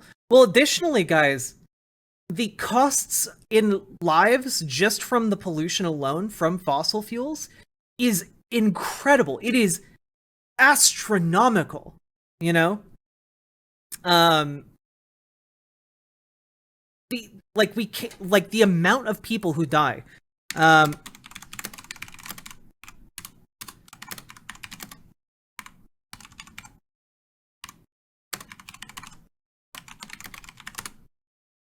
Let's see.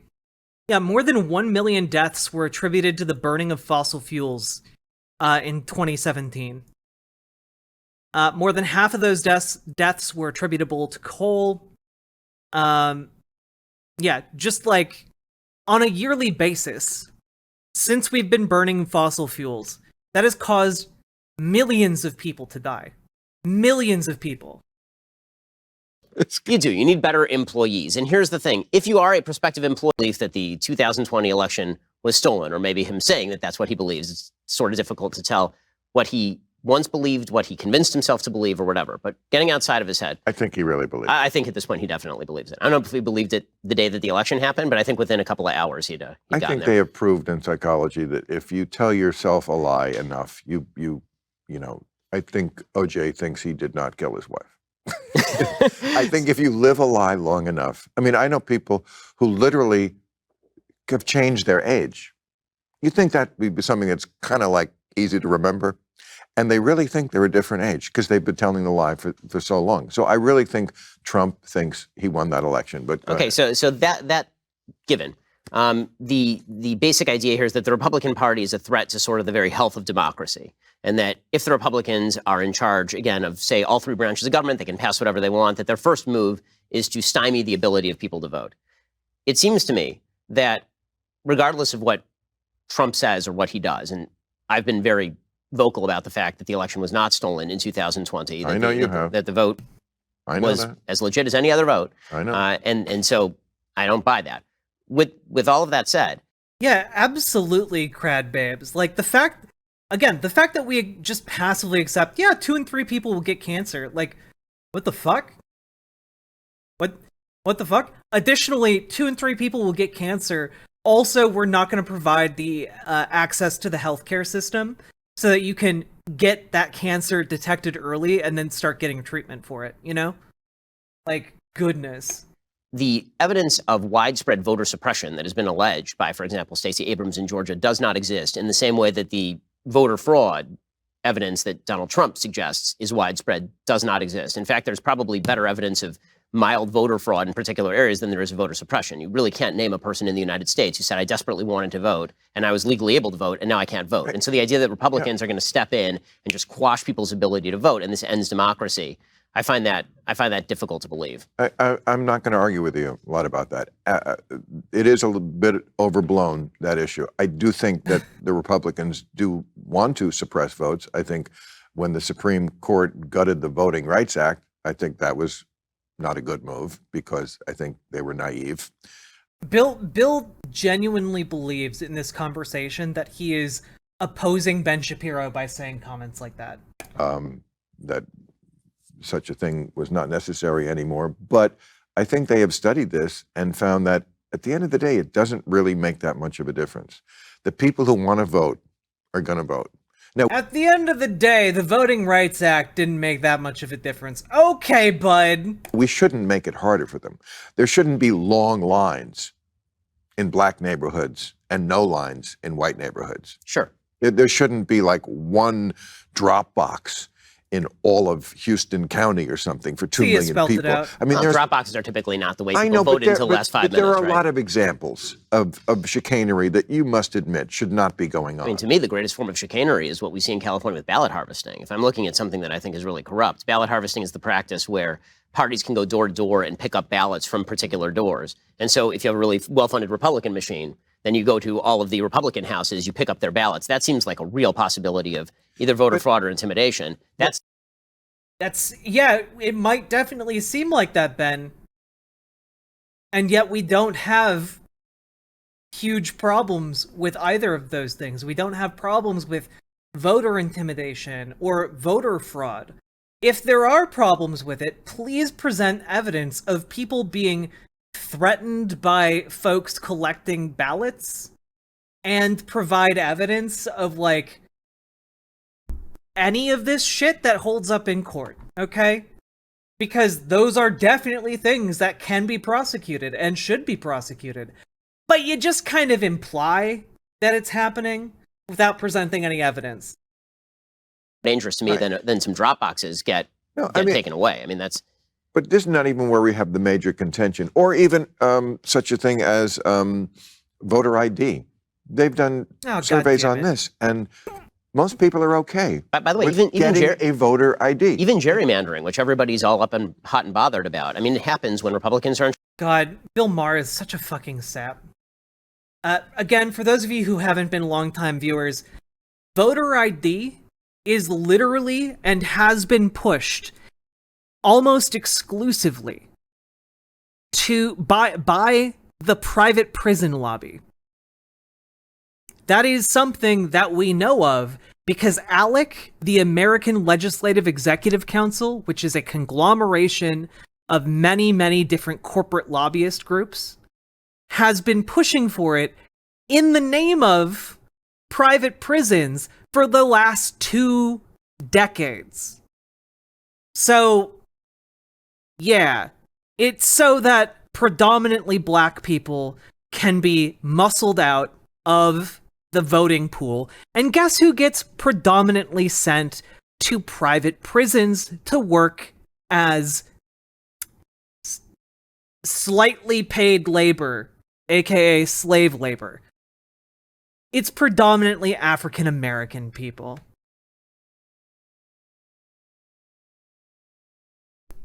And again, voter ID seeks to solve a problem that doesn't exist, right?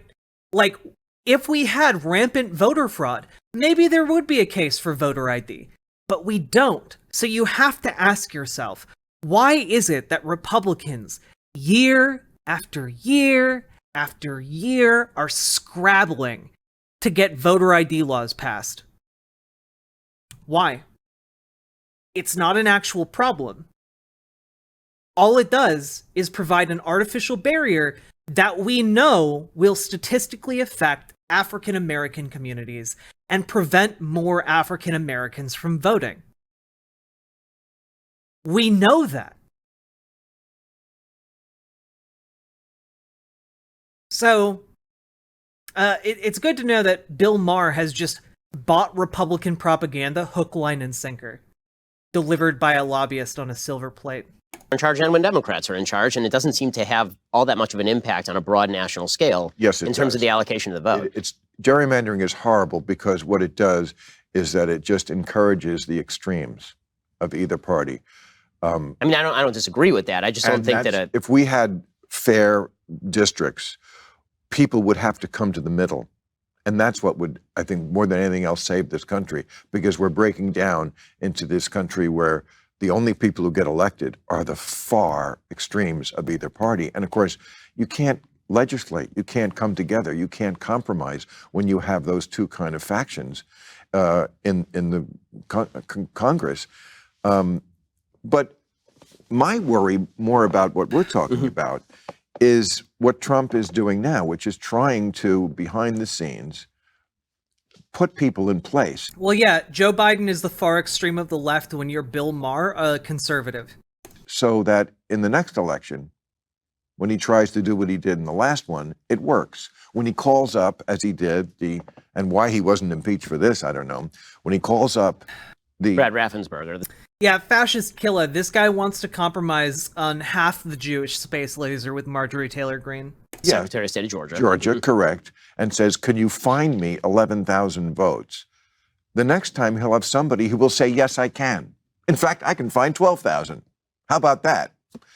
That's what I'm worried about. It's what Stalin said. It doesn't matter who votes. It matters who counts the votes. That's where they're heading. So if that were to happen, obviously that would be a crime. And if people were to be But falsifying you don't think that's going on right now? You don't think that's what Trump is trying to do? Put his stooges, his loyalists in places where there were Brad Raffenspergers before. Everybody who's run in a primary with the platform that they wish to do that has lost. And so my great worry about the platform for I'm going to be throwing out votes, for example, that's not how it's framed. Donald Trump isn't going to be like, I'm throwing out legitimate votes from this election. He's going to be like, look, guys, there's been a lot of voting that's been going on here, and many of them very illegal, super illegal, okay? Super duper illegal. We're going to get rid of the super duper illegal votes. And people in the Republican Party will love him for it, and Ben Shapiro's just being what's the proper phrase for it? A disingenuous little fuck about it. Because he knows exactly what this means. If you're running for state election official in I'm not sure about particular counties in Arizona. If you're running on the platform, then I'm going to be able to throw out ballots that I just don't like, or I'm going to send electors. Well, alternative slates of electors have to be selected by the state legislature. I mean, I've seen no evidence that their state legislature. They're changing the law sometimes where it's not the state legislature who gets to make that call. Well, this is why they need to reform the Electoral Account Act, right, at the federal level. Okay. I mean, that needs to be radically revised. And where's the Republican Party on that? I mean, they have enough support to do that in the Senate. It's been Chuck Schumer who doesn't want to do that because he's been holding it up based on him wanting to do a broader voting bill. Right? He said that this is like... That's always the Democrats. They can never just take good, right? No, Romney, Collins, even McConnell's on board for the Electoral Account Act revision. Like, everybody's on board for that one. And if they had just broken that thing up and it's always the Democrats. To 90 pieces, right? They're past half of them easily. It's just crazy. Yep. It is complete insanity. Yeah. So, with sort of all of this said, and I think that you're right that it feels like the country is separating right now in some pretty extreme ways. It seems like to me that that's a problem, but it could be partially a solution. The reason I say it could be partially a solution, as a member of the great sort, as somebody who moved from a blue state, as a person who a member of the great sword. What? Who votes conservative to a red state, and Florida is growing increasingly red, and California is growing increasingly blue. As that happens, it seems like to me, the hope for the country is not that we start electing moderates at the national level who start coming. I love that Ben Shapiro continues to push this narrative that like people are moving to California or out of California to like Florida for ideology points, like to score political points, as opposed to like most people are moving to like Florida and Texas because like there's like up and coming technology industries there, and like there are pretty extensive like jobs that need to be filled that pay well, and the housing expenses are cheaper in those places. Like, people are moving there because of economic reasons, not because of like, they're conservative in Florida, which means we have to uproot our entire lives and go there. God. Yeah, California is the third largest economy in the world if it was its own country. Like, the economy of California is equivalent to the economy of like France. Okay? Like, the idea that like California isn't doing well is ridiculous. So many people want to live there that the housing prices are astronomical. Things. It seems like the hope is that everybody sort of says, if we're going to stick around in the same country, it's got to be weapons down.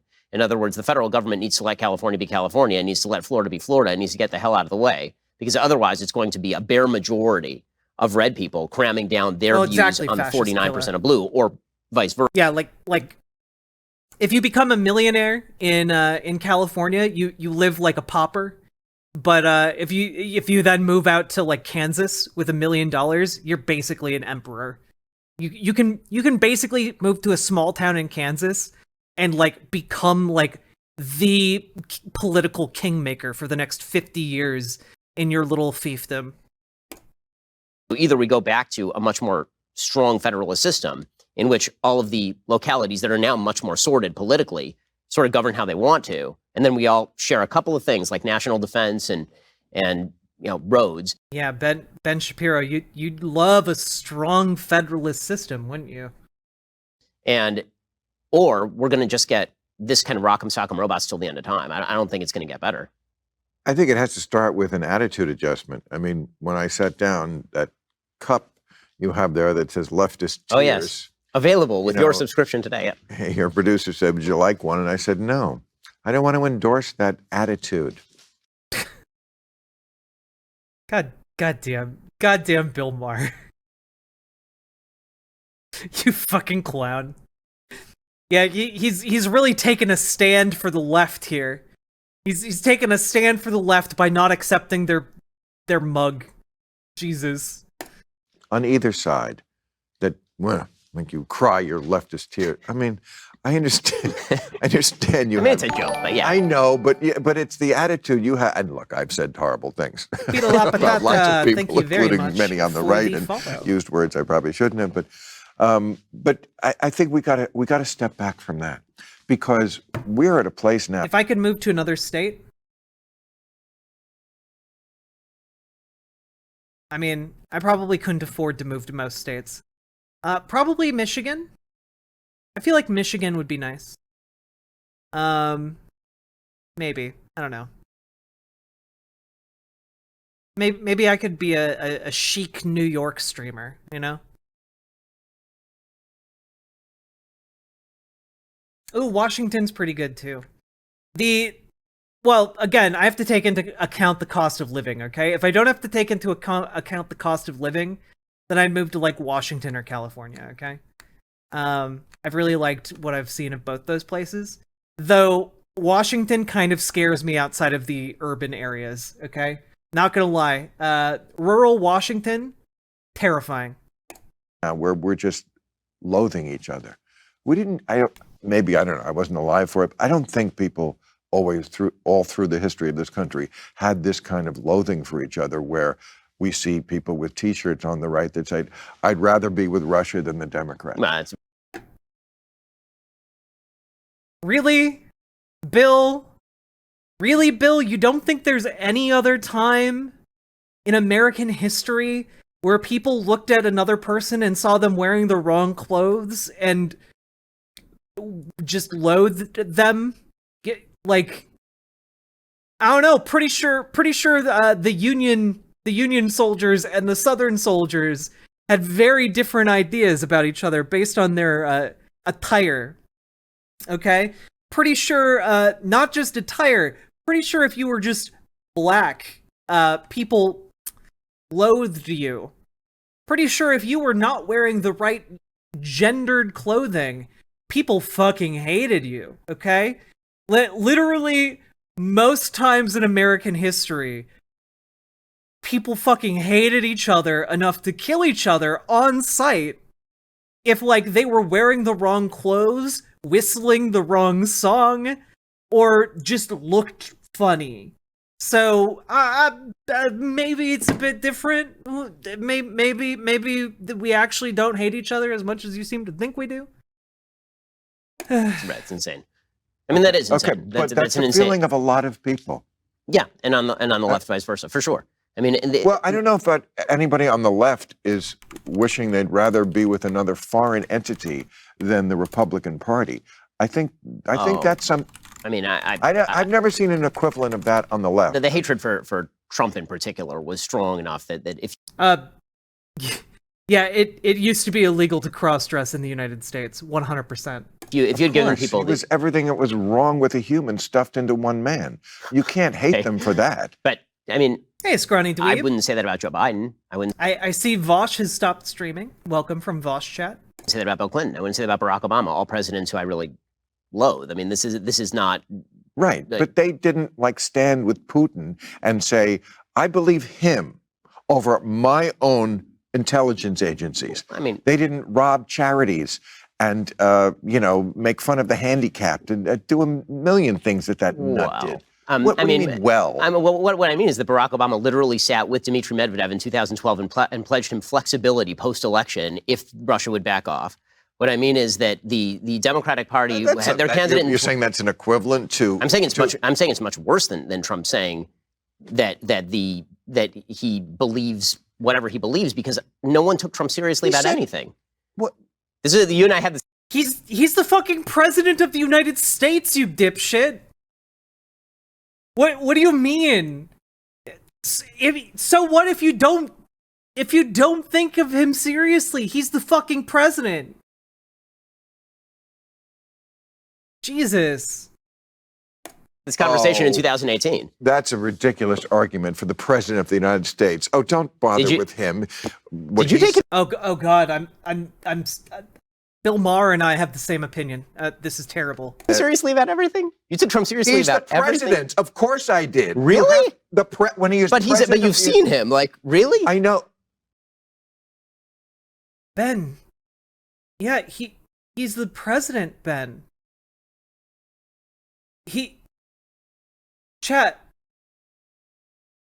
Every presidency the president acquires more and more power to do more and more things.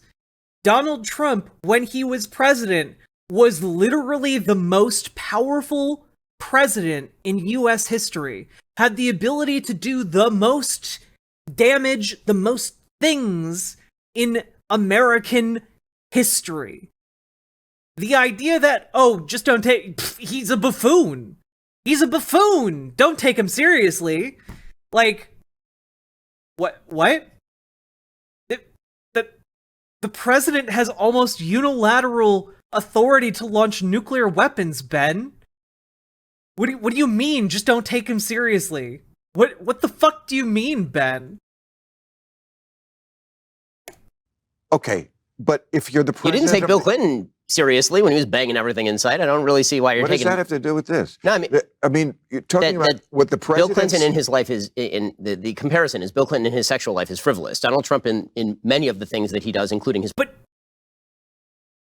Bill Clinton fucking someone is not the same as Donald Trump making public statements as the president of the United States and deciding our foreign policy, Ben. Oh, fuck. Oh, fuck. Jesus Christ. life is frivolous. I don't treat him with the same But his seriousness I would treat political Barack life Obama. is the life. You can't compare those two things. I don't really care, and it doesn't matter. It doesn't affect me or the nation what Bill Clinton did in his personal life, his Alt fact, thank you for the $1 dono. Dollar from the squalor, thank you so much. sexual life. It matters very much what the president does in his political life when he stands with a foreign leader who is an adversary, almost an enemy, now an enemy for sure, and says, I believe him over the people in my own government, my intelligence agencies, babes, the you're right. people who keep us safe, and then lied about it when they came after him. Oh, believe me, in that Helsinki press conference, I went after him with a blowtorch. But the actual impact of that was far more negligible than the impact of Barack Obama saying to Dmitry Medvedev what he said. I mean, How? Vladimir Putin invaded Crimea 2 years later, and Barack Obama. How is that related to Barack Obama saying something to Dmitry Medvedev? Obama 1 year later was handing over Syria to the Russians. So I mean, like in terms of actual hard Cassius policy, Killer, this is one thank of you the for the problems with 200 trying to biddies. gauge Trump I that I always appreciate had, that. is that for every other president, you could see a direct connect between the thing they were trying to do and what they actually accomplished. The things they were saying were intended to accomplish a particular purpose, and then it would either accomplish the purpose or not. And with Trump, as I've said before, I feel like on his epitaph, it will say Donald Trump, 45th president of the United States. He said a lot of shit. Because he did. He said a lot of shit. And we all know that instinctively, that when you read his Twitter feed, you weren't reading the well thought out press, Yeah, which is a problem, Ben, because he's the president of the United States. Like, yeah, it's kind of a big problem when the president of the United States is talking shit on Twitter. Yeah, that's a huge problem. focus grouped comments of Barack Obama, who actually, as much as I dislike Barack Obama's policy, he thought through what he was doing. I don't think anybody thought that Donald Trump was anything more than a bundle of impulses in a lot of ways. But he was not a game show host at the time that he was saying this. What was the impact of it? Well, I would say a lot of the shit that he was saying. I mean, that's really. I mean, worsening U.S. foreign relations, causing markets to fluctuate up and down like crazy, getting into Twitter wars with China, like ruining our international relations with some people. Yeah, there were a lot of far-reaching consequences, not least of which is the radicalization of the conservative body politic in a way that is haunting and will come back to bite us when Donald Trump most likely wins the 2024 election. Sorry, guys, that is probably going to happen. Unfortunately, because let's be real, Joe Biden hasn't done shit. He's not going to do shit. the question. Yeah, he stabbed the Kurds in the back. I don't know. We're going to find out how this war goes in Ukraine, won't we? Then the question there is whether that was incentivized by Donald Trump or whether it was the pullout from Afghanistan, whether it was the last 6 months of saying we would do nothing. At that very press conference, they asked Putin, would you like Donald Trump to be in office? Duh. Right. Absolutely. But why do you believe Vladimir Putin? You just said it's bad to believe Vladimir Putin. Look, we also know that Putin wanted to wait for Donald Trump to win re-election so that Trump could pull us out of NATO. Trump wanted to pull us out of NATO, Ben. What do you think happens to NATO-aligned countries without U.S. support in that defensive pact, Ben? Because he was just so convincing in that moment. And why wouldn't he want a useful idiot in office? Someone... It seems like he's taking more territory under Democrats than Republicans. Well, I don't know if that has to do with us at all. Not everything has to do with us, you know. What's going on in Ukraine, I don't... Okay, but now you've created a bit of an unfalsifiable argument. When something bad doesn't happen, then it has to do with Donald Trump. Wait. No, that's what you did, Ben. That's what you did.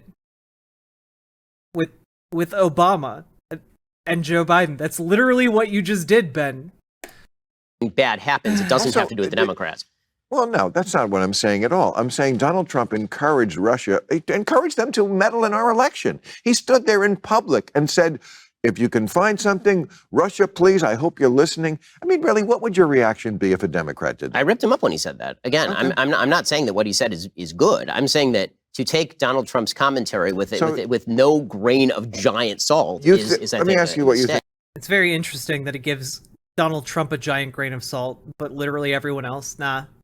It's going to happen in 2024. You think Trump's going to run, right? I'd be shocked if he doesn't. I would Wait, why are you asking if Trump would run? He already announced that he's running. be shocked too. Okay. And what about getting the nomination? Now, I was talking on my show, the very last one we did, about how his numbers are way down. I said, this is a great opportunity now for Democrats. No, even with his numbers way down, conservatives will flock to Donald Trump. There's no way he doesn't win the nomination, even though Ron DeSantis is, the forerunner behind Trump. Like, there's no chance in hell that Ron DeSantis wins over Trump. Do that. Don't do the version of cry your leftist tears. Don't be like, you morons, you voted for this guy, and now say, just handle this with graciousness. Handle this the way Lincoln did after the Oh, you fucking moron. Be polite and gracious, and everything will be good. Civil War, you know, with malice toward none, charity for all. This is how we have to come back together. So he's going to run. Is he going to get the nomination, or is maybe your boy here, DeSantis, going to fight him? I mean, the big problem for the Republicans is going to be whether anybody runs against him, because he's a giant wrecking ball. I mean, and if you run against Trump, you run the risk that he wrecks you so hard in the primary that you have no chance in the general. Right. And so that is the big question. So what do you think will happen? I mean, I think that if he runs, it's going to clear the field. Right. Okay. So he's running From again. political analysis Right. point I of view, did too. So he's running again. Okay. So it's November of 2024. He loses just the way he did last time. Let's say that. He's running against, I don't know. Say the Democrats come up with someone. They Because roll out the body of Joe Biden, and yeah, that's a weekend at Bernie. yeah, exactly. No, I mean, I don't know. You're having trouble I here. wish I could say, well, they've got this guy in the wings and he's going to be great. I can't even think Yeah, of like who. it's difficult. Yeah. So I completely concede Trump could win The that. hologram of Barack Obama. Yeah, Right. Yeah. Well, I suggested that he gay marry Biden. Then Biden would win and he'd actually be president, although he'd be the first Like lady. Edith Wilson. Right, Yeah. exactly. Do one of those. But so I could see that Trump could actually See win it, that election Carrie Aiden. easily, especially if the Democrats keep doing the stuff they are doing to piss people off, like in schools with all that kind of stuff. I mean, that's what. In schools with all what kind of stuff, Bill? Be a little bit more specific. My theme has been that, yes, both parties have a lot to answer for. Again, I told you where my politics are in general. Okay. I'm not coming over to this side. I do think that Republicans are more dangerous. But what pisses people off with Democrats is so much closer to home. It's so much up close and personal. I mean, when you look at Ukraine, I mean, the Bill has always been anti-woke, D. Kashmir. Ukraine issue that he was impeached over. Yes, I think it was an impeachable offense, absolutely. But to most people, it's like Ukraine. I mean, the Palin family working as a team couldn't find it on a map. That's where most Americans are. It's like, it's very far away. Doesn't really influence my life a lot. But when you have my kid coming home from school and saying, "Mommy, am I a racist?" Bill Maher needs to shut the fuck up. Okay, that's my takeaway from this entire conversation. Bill Maher, please shut the fuck up. Retire, go live somewhere nice on a beach. And please shut the fuck up. You're out of touch. You're not funny. And your political positions are dog shit. Just go retire somewhere where you can be racist to the waitstaff in peace, okay? You're 5. Yep. You just learned the word. What do you? That's what I worry about with the Democrats. And in that scenario, Trump could win. But if he doesn't, if he loses, like say about the way he lost last time, not by a lot, but no, you think he's going to go gently into that night? No, and I don't think it's going to matter. And the reason I think it's not going to matter is because I think that the constitutional structures have proved themselves extraordinarily durable to all parties, by the way. Well, we'll see. I mean, we could make a small bet. We can. I mean, you're a wealthy man. Sure, now. let's do it. So what is the bet and what are we betting on? 1 million pesos. No, I'm not crazy. 1 million rubles. It is worth $1 right now. Yeah. Right. Just a friendly gentleman's $100 bet. Okay. I think the scenario I laid out, I think is much more likely that he tries to, that it's, I'm not saying that that's an unlikely scenario. I mean, this is why I'm asking, what are we betting on? Like, the question is, does he succeed or not? If he doesn't succeed, then because here's the thing. I think that we actually may agree on a lot of this stuff. Meaning, I would be surprised if he loses an election, if he went quietly into the night. It would be counter character, it would be counter history. That's not what he does. Look, what we're doing is what America needs to do. 2 guys who don't agree on everything, who are basically on 2 different sides, but who can talk. I feel, Bill, that you agree with Ben Shapiro on the whole goddamn lot.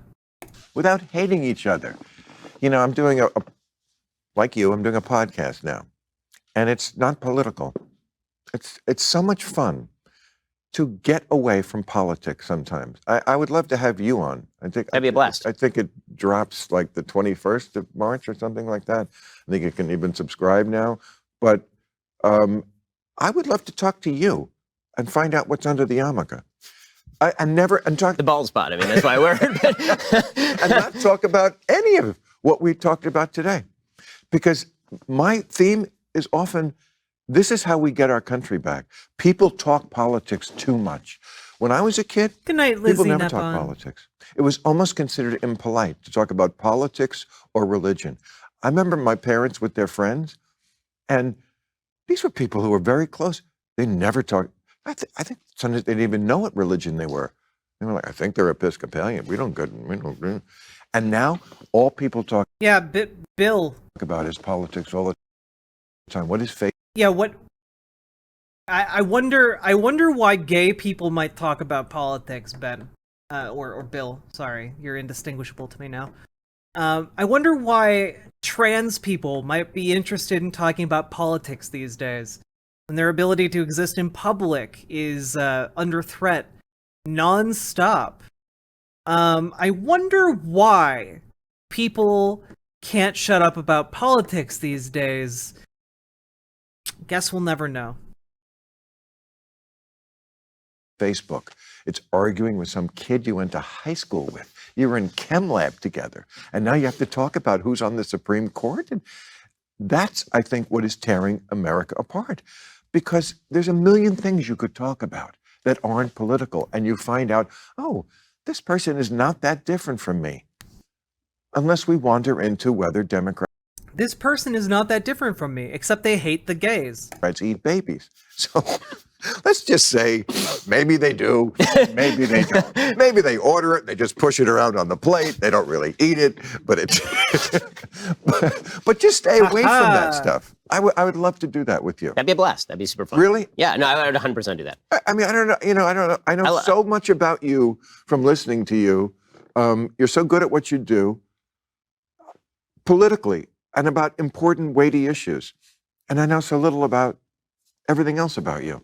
You know? Yeah, no, that'd be fun. I don't know do you root for the Florida teams now that you left LA? Nah, I'm a lifer. My dad's from Chicago, so I'm a Chicago White Sox fan. I'm the same way. See, look at that. Yeah, exactly. I've been in LA since 1983. I never left the New York teams, even though they stink.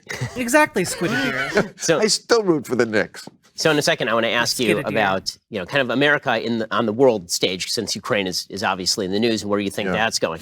First, let's talk about another podcast you should be giving a listen to.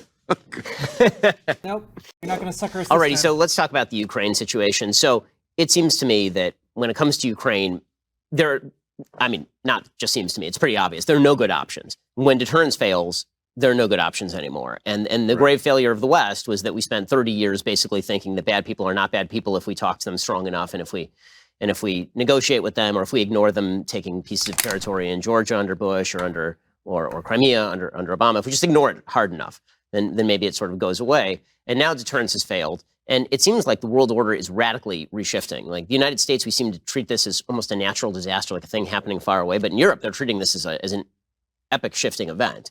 And they're talking about rearming. They're talking about forming new. Yeah.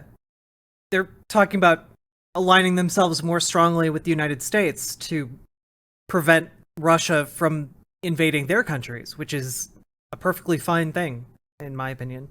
Security alliances with Eastern European countries. Where do you think? Also, I love the subtle implication there that Ben is making that the United States should have, bombed Russia in 2008 when it invaded Georgia.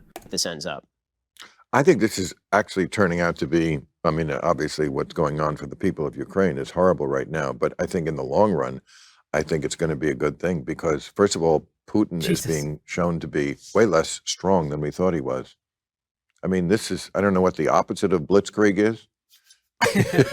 Quagmire. Yeah, look at that. He got one good joke. Quagmiring. Yeah. Right. It was supposed to be a cakewalk. So was Iraq. Dude. The United States flattened Iraq. We accomplished the goals of the Iraqi invasion, within, 2 weeks, okay? This is not comparable. This is not comparable. The military failure of Russia during this invasion has been one of the biggest failures of a modern military in, the past 30 years? Maybe even the past 40 years, I'll say. It has been incredible. Chat, just to give you an idea, day one of the Russian invasion, it was projected that Russia was going to have total air superiority, okay? It was projected that Russia would have total air superiority within 3 days, that they were going to capture the capital of Kyiv in Ukraine. It was predicted that Russia was going to have occupational control of most of Ukraine within a week. That hasn't happened. Russia doesn't even have total air superiority yet in Ukraine. They haven't been able to take the capital. They cannot sorry. Their entire invasion has stalled because they just cannot logistically transport the needed fuels and supplies and food that their troops need. They have 100% of their assembled force within Ukraine right now, and they can't get fuel to their tanks. So farmers are just driving up to abandoned tanks and hauling the tanks off to their farms to use for scrap metal. Who predicted this? Almost every major political analyst. If you asked anyone before Russia had invaded, whether or not Ukraine was going to be able to stand up to them, no one would have said yes. No one.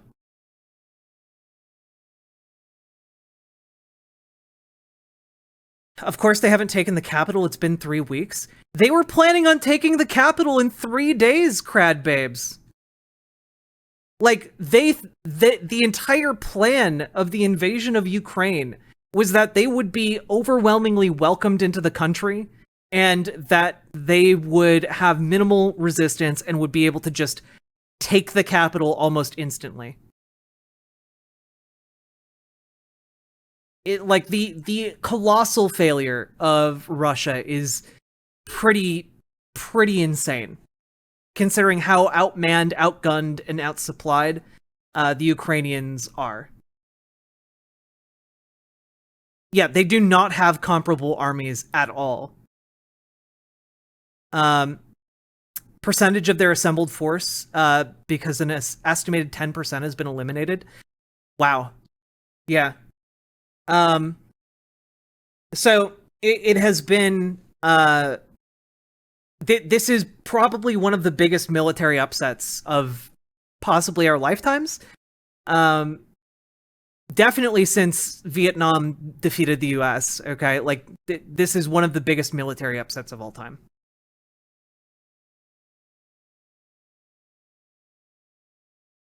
Exactly, Jellyfish. I mean, that's definitely another factor here. So, anyway.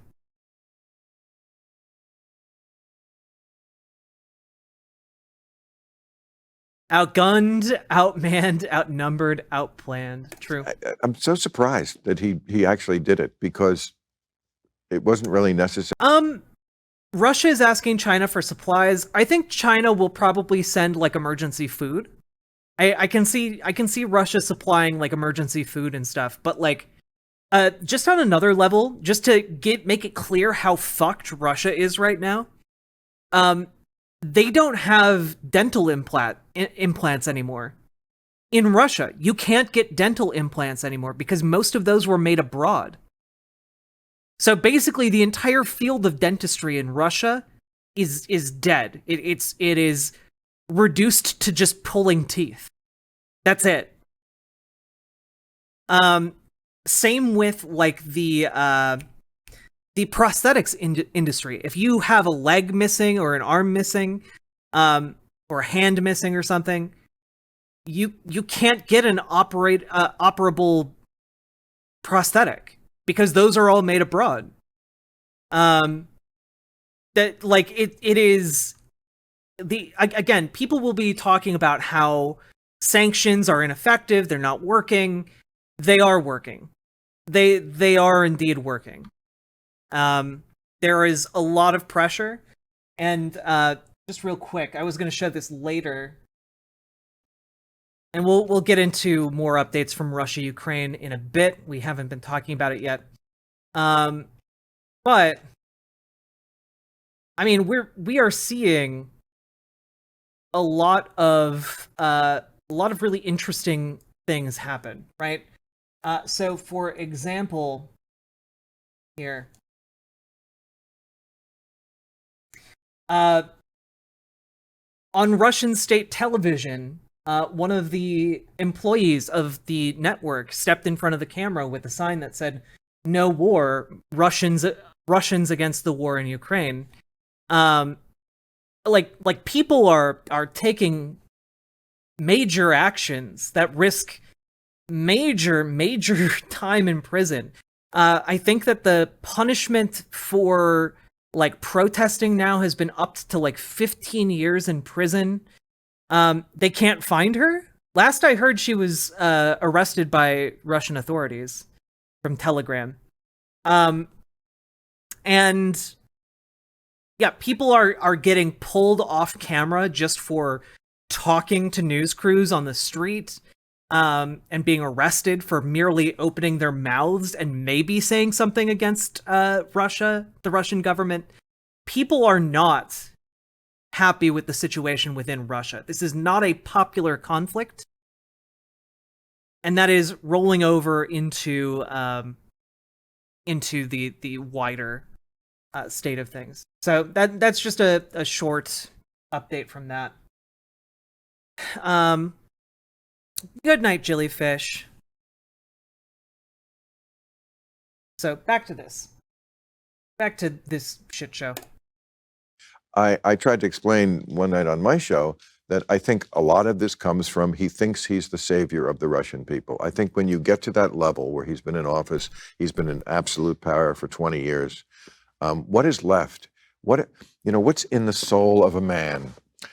He wants to be a hero, and he thinks this is the way to do it. I think people know this is history major stuff, but Kiev, or Kyiv, I guess how we say it now, is the ancestral home of Russia. It's the beginning of the Russian state from around the year 1000.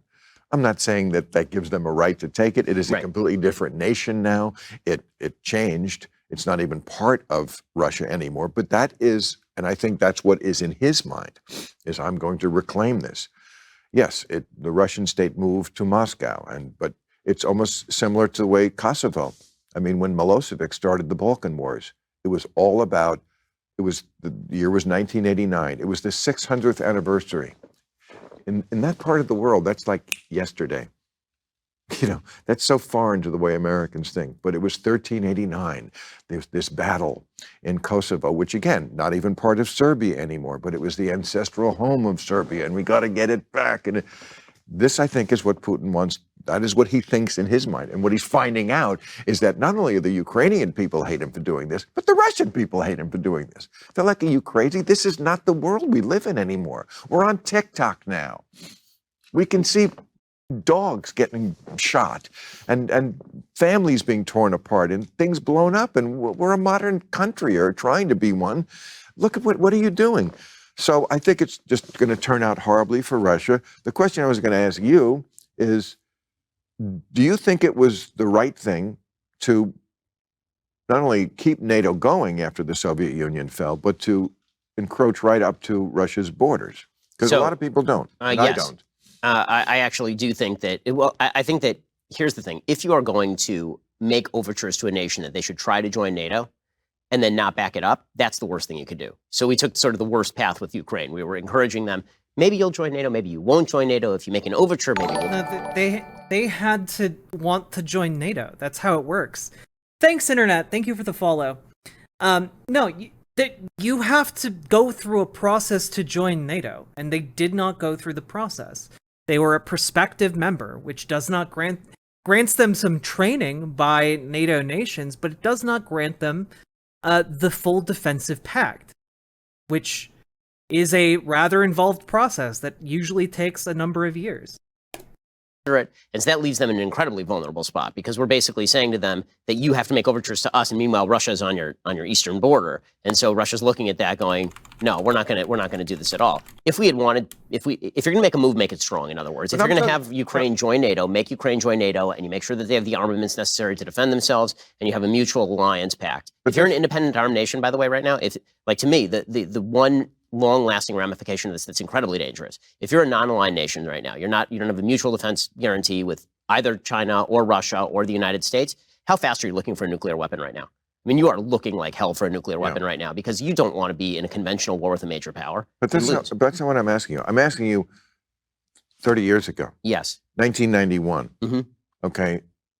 What should we have done then? The Soviet Union fell. NATO was formed specifically to counter the Soviet Union and communism, which now was no more. Why keep that alliance going? Why not invite Russia at that moment? Boris Yeltsin took over, right? Invite them. You're one of us now, as opposed to keeping this organization going past the point where it had a reason to be going. I mean, the question is whether you really thought that Russia was going to be and develop toward being a friendly nation to the West or not. If you were skeptical, but that caused them not to be. I mean, I wonder if that's the case. I mean, well, we'll never know. But if they had disbanded NATO and said, "Look, we're all capitalist countries now. We're not." What the? No, Bill, this is the dumbest take I've heard you make, and this is you've made a lot tonight. Russia is not invading Ukraine as a response to NATO. Jesus Christ. Fighting communism anymore, and we're not fighting the Soviet Union because it doesn't exist. So we should stop having this organization which treats you like the enemy and bring you in. So I disagree to one extent, which is that you'll notice that there are a bunch of nations that Putin has attempted to invade. Not one of them is a member of NATO. So I think Latvia, Lithuania, and Estonia would all be Russia right now if we had gotten rid of NATO. I mean, Finland has been bordering Russia since 1949 as a member of NATO. All of these nations joined NATO in the 90s. Latvia, Lithuania, Estonia, I think they all joined either 99 or 2004. Yeah. And that was in direct opposition to, at that point, Putin, right? You're talking late 90s, early 2000s, because Putin took power in 1999. So I think the sort of optimistic vision, which is that if we had made more nice overtures to Boris Yeltsin, Yeltsin was... No, it is not partly a response to NATO. It's like the idea that invading another country to bring your borders next to NATO's borders is somehow a reaction to NATO being too close to being on your border is fucking stupid. The escalation isn't a response to NATO. NATO is not an invasion force. It is supposed to be a defensive pact. Anti-negative pro. Thank you for the follow. Yeah, the head of NATO said, "Listen, Jack, join up or you're next." Exactly. This is a pretense. You understand what a pretense is, right? It is an excuse to explain why the invasion is happening. But I'm gonna give you a hint. The reason Russia doesn't want more NATO people on its doorstep is mostly because they want to be able to fuck with the people on its doorstep. They want to be able to exert political and financial control of their neighbors. That is specifically why they invaded. This NATO is a defensive force? Like, come on. Yeah, no. NATO has historically not been enacted as a defensive mechanism, with one core exception, and that is in the aftermath of September 11th. Again, the idea that, like, oh, Russia just, if NATO didn't exist, Russia just wouldn't fuck with its neighbors for more political control is laughably naive. Like, and again, the idea that NATO would want to engage with Russia in a military capacity? Are you fucking insane?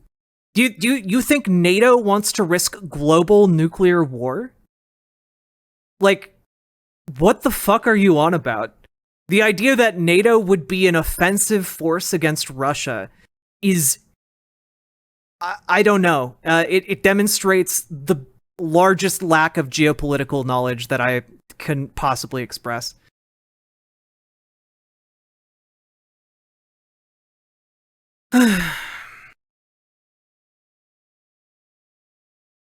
NATO was a defense against the Warsaw Pact, and a reminder to Russia to play nice and to stop the Bulgarians from ongoing assassinations. I know because I was stationed at UCOM in the 1970s. Yeah, Ashley is fucking brilliant, so I take her at her word. God.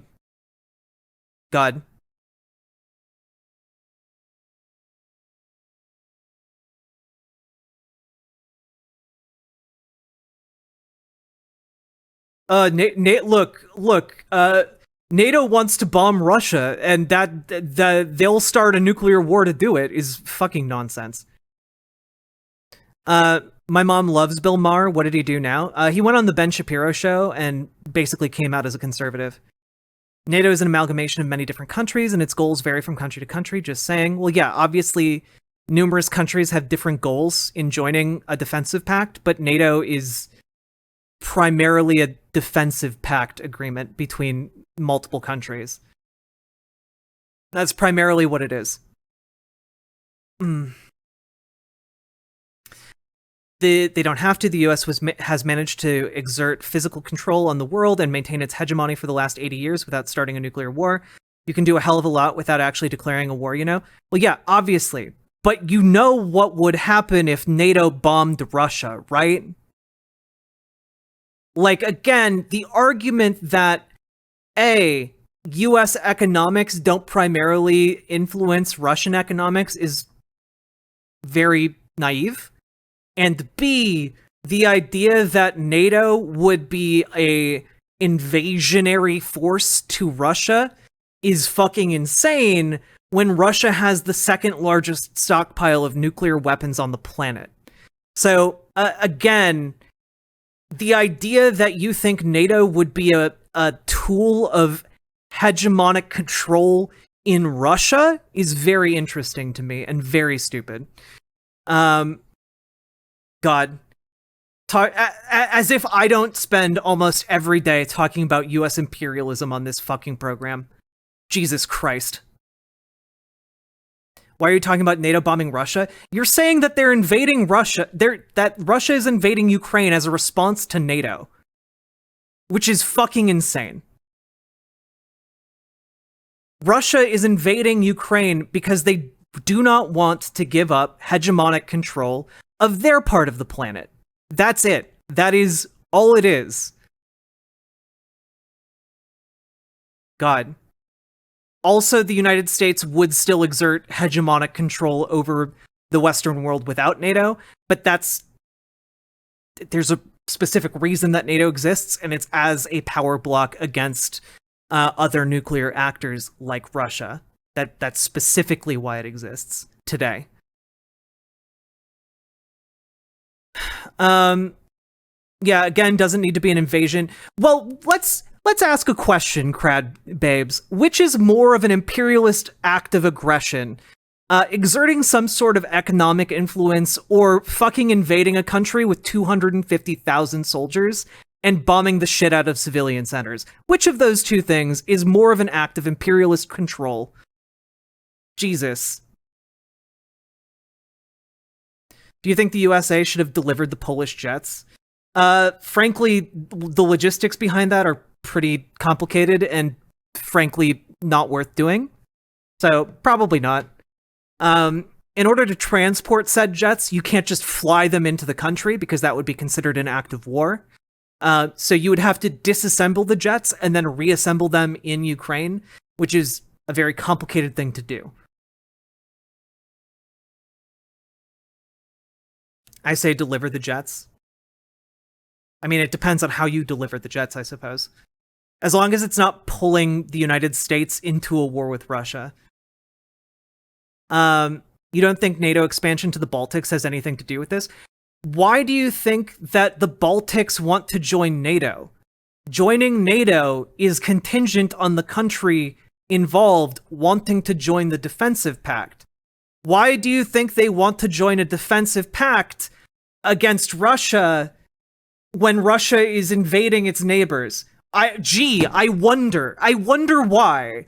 I wonder why small, less militarily adept countries would want to join a giant defensive pact against a nearby neighbor that has expressed the tendency to aggressively invade neighboring countries for the past 12 to 14 years. Big thinkies indeed, Draco Wrath.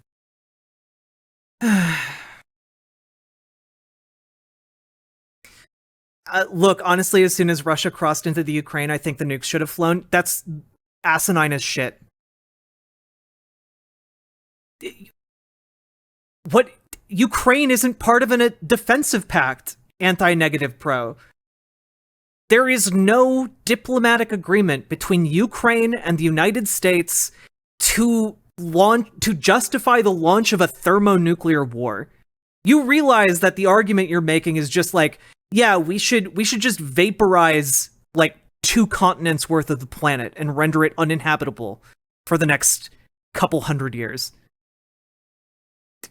To stand by our principles. Yeah, not a lot of people are going to be standing for principles after the dust clears. Look, I've said this before and I'll say it again. Russia could systematically murder every man, woman, and child in Ukraine, and it still would not be a situation in which we should want a thermonuclear war. Because in that case, we're not just talking about tens of millions of people, we're talking about billions of people. And frankly, the fact that you so blithely cast dice with the lives of billions of people is pretty telling that you are a dumb fuck. Jesus.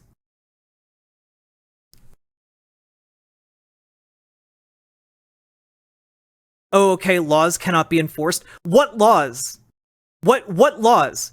What binds the United States to throw the lives of billions into the ether? What is this law that you're talking about? Sorry, it's not against the law for a country to invade another country. Maybe in the UN, but let's be honest, doesn't really matter that much. God. Gee, I wonder if the authoritarian leader of Russia would have been appeased if NATO just didn't exist. God. Laws against war crimes exist, Lamau.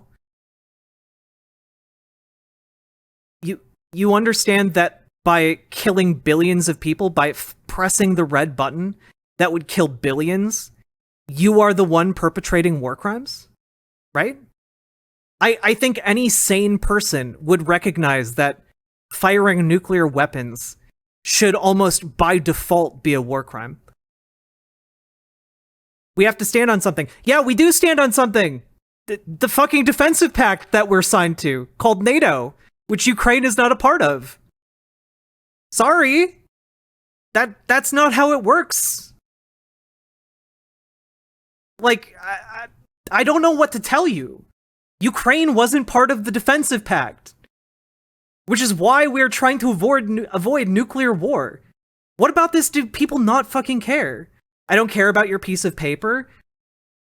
Yeah. Authoritarian dictators don't care about pieces of paper, which is why they will break war crime laws, because they don't give a fuck. So you're just, okay. You know what? I'm ending the Sunlock. I'm ending it. Get fucked. Guys, if we don't nuke the planet, we're gonna look like quite the fools. Look, if we don't kill billions, what about our principles? God. Fucking clown shoes and makeup and wig on that one. Can I nuke chat? No. I'm just... God.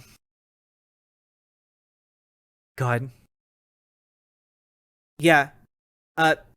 Chat, pro tip, if you want to know why NATO is an effective use of furthering US hegemony, it's because it's fucking useful for smaller countries to be a member of NATO because they don't want to be invaded by Russia. That's how it becomes a tool of US hegemony. Or hegemony, however you pronounce that word. Like, fucking people coming into chat being like, did you know that NATO is a tool of US hegemony? Yeah. Yeah. Do you know why it's an effective tool of US hegemony? Do you know why? It's because people want to join it so that they don't get invaded by Russia. Because Russia's not going to invade a country that has nuclear weapons or is a member of a defensive pact that has access to many nuclear weapons. Hegemony? Okay, fine. Fuck. God. The fucking... it sounds like I need bourbon. You're right. I have some right here. I just have so much more content to cover that I don't want to indulge. God, do that shit? Maybe I will. God.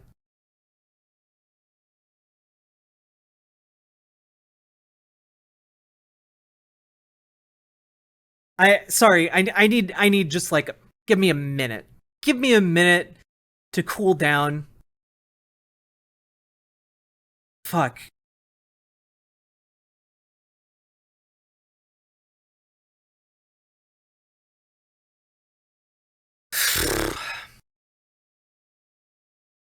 These people are just, they come into chat and they're like, wait, I've agreed with everything you said so far, but like, did what you think NATO caused this? I'm like, yeah, no, I think that is a pretense for going to war with Ukraine. Look, if NATO didn't exist, Russia wouldn't invade Ukraine. No, there's literally no evidence that backs up that claim. Like, people, like, Ukraine right now has, like, as part of their negotiating tactic, agreed to not be part of NATO. That is on the table. That is one of the things they're currently bargaining with to end the invasion of their country. Russia has repeatedly refused to hear out these diplomatic talks because their priority here is not to prevent Ukraine from joining NATO, it's to exert their political sphere of influence. Ukraine, as Vladimir Putin went on state television and explained in depth, is actually not a real state. It is part of Russia and will always be part of Russia, and that is because it is ethnically Russian. The entire argument that Vladimir Putin has been making over and over again in public is a literal blood and soil fascist argument. The idea that it has anything to do with NATO is not backed up by any of their state propaganda. It's not backed up by the ongoing messaging from the Kremlin. It is not backed up by anything whatsoever. It's not even backed up on the negotiating table, where you would think it would be backed up if they actually gave a fuck about Ukraine joining NATO. They don't. The thing they give a fuck about is being able to control Ukraine, which Ukraine joining NATO would prevent them from doing. God.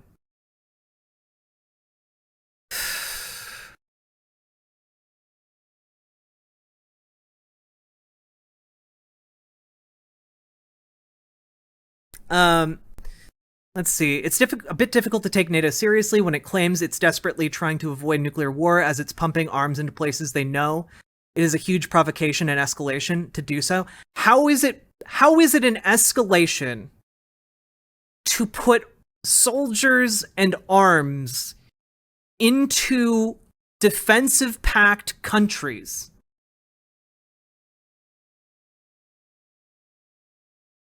How is that an escalation when the other side is currently invading another country? How is NATO the one escalating in this situation when Russia's the one bombing cities into dust? It's not in NATO. It's not. So how is it an escalation for NATO to put neighboring countries on standby in case they get invaded by Russia? They weren't invading a country at the time. They had 250,000 soldiers aligned on Ukraine's border for like 3 to 4 goddamn months, and had moved their blood supplies to the front lines, had built fucking hospitals. What the fuck do you... Again, this is like reading comprehension level bullshittery. Like, you cannot, like, read or something. There's some mental deficiency going on here. God. Then arms and training them to do military drills with NATO on Russia's border, then engaging in regime change ops across the border countries and within Russia itself. When has NATO done a regime change in Russia? When did NATO do a regime change in Russia? I'm curious.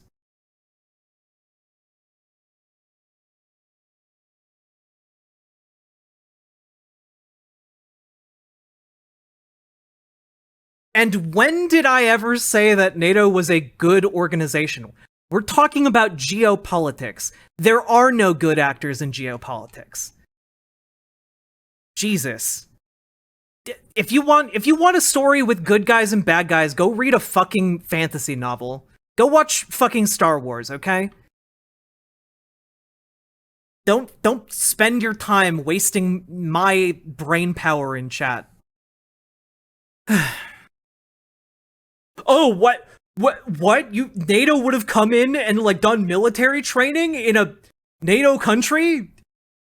What? You mean a defensive pact would have been focused around defending the country against invasion? Why, I never. Fuck. Okay, I'm done with the stun lock. Thank you for the interesting convo. You can put in an unban request, but you are irritating as shit. Okay.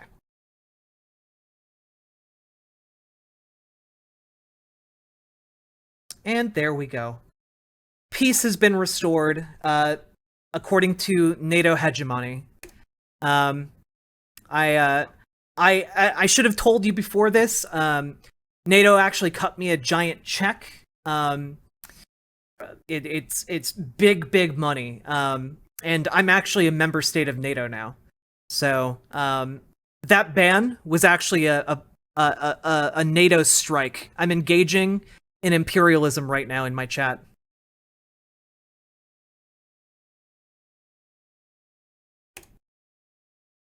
God damn. I just want to finish this fucking Bill Maher clip. A plutocrat, and he was an incompetent plutocrat at that. And then he was replaced by a much more competent plutocrat and a dictatorial plutocrat who had territorial ambition. And so I tend to be much more, hawkish in terms of not trusting other nations to spin on a dime and suddenly become our friends. And so the idea it worked that with Japan and Germany, didn't it? Well, no, we fully occupied Japan and Germany after nuking Japan twice and after firebombing the living hell out of Germany. So we didn't. This is the people who come at me with their geopolitics takes. Okay. Master, thank God you're back. There's no shame in being a coward. A coward? I'm not a coward. Would a coward have this? What the hell is that? These are my words, Mother. From Army. The seal is for marksmanship, and the gorilla is for sand racing. Literally people in chat pretending to be army operatives. I'm a member of the leftist army. No, you're not. Fuck off. You don't even know what the fuck you're talking about. Do any of that to Russia. But we welcomed Japan and Germany. We occupied them and forcibly deposed their emperor. Of course, right after the war, we had to. I mean, we still have troops there right now. I mean, we have troops in Okinawa. Them there. Yes, but for decades. They want them there. And they're on our side. They're not occupying them. They're not treating Germany and Japan as an enemy. We treat them as an ally. What I'm saying is we forcibly turned them into an ally. I mean, we literally had American troops. We still have American bases in Germany. We have no American bases in Russia. Meaning the idea that we were going to take we have bases in Germany to fight Russia, to fight the Soviet Union, which doesn't exist anymore. Yes, but in the aftermath of we fully... We also had bases in Japan to fight the Soviet Union, which isn't around anymore. Toppled the regime. And then we proceeded to occupy and help reconstitute the government in that regime. We had to occupy them right after the war. I'm not making the argument against occupation in Germany or Japan. Okay, the point I'm making is we occupied them until they were able to stand on their own feet, and then we left. The bases there were for them because they were our allies now.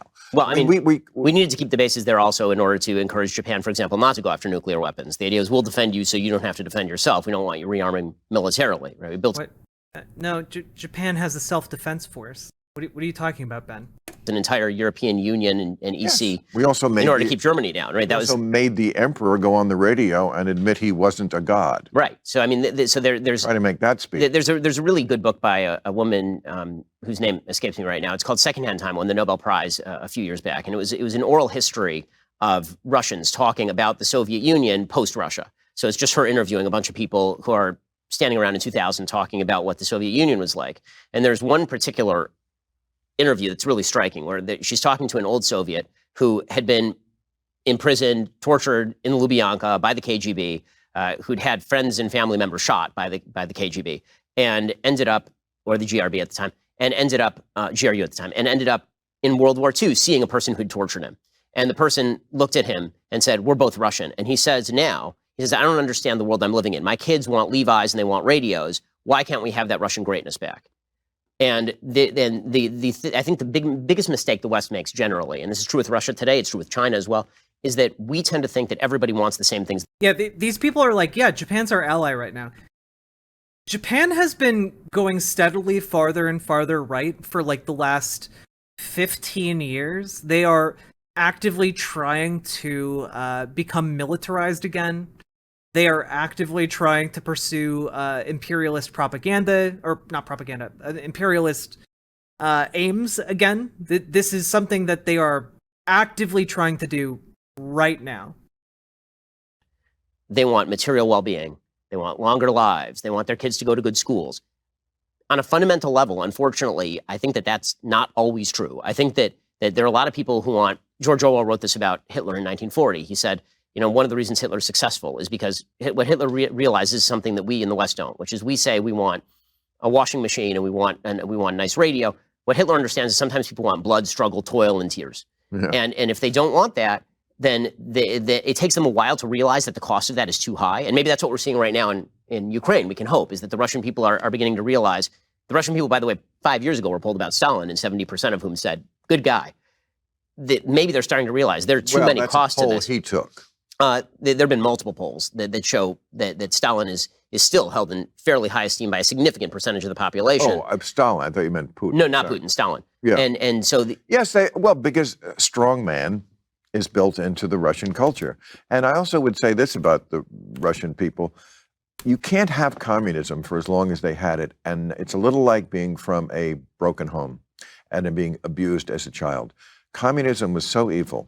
I mean, what it did to the psyche, the cynicism that it incurred in people, that you're not going to get over that in just a generation. I think it's a very cynical country, a very cynical mentality there.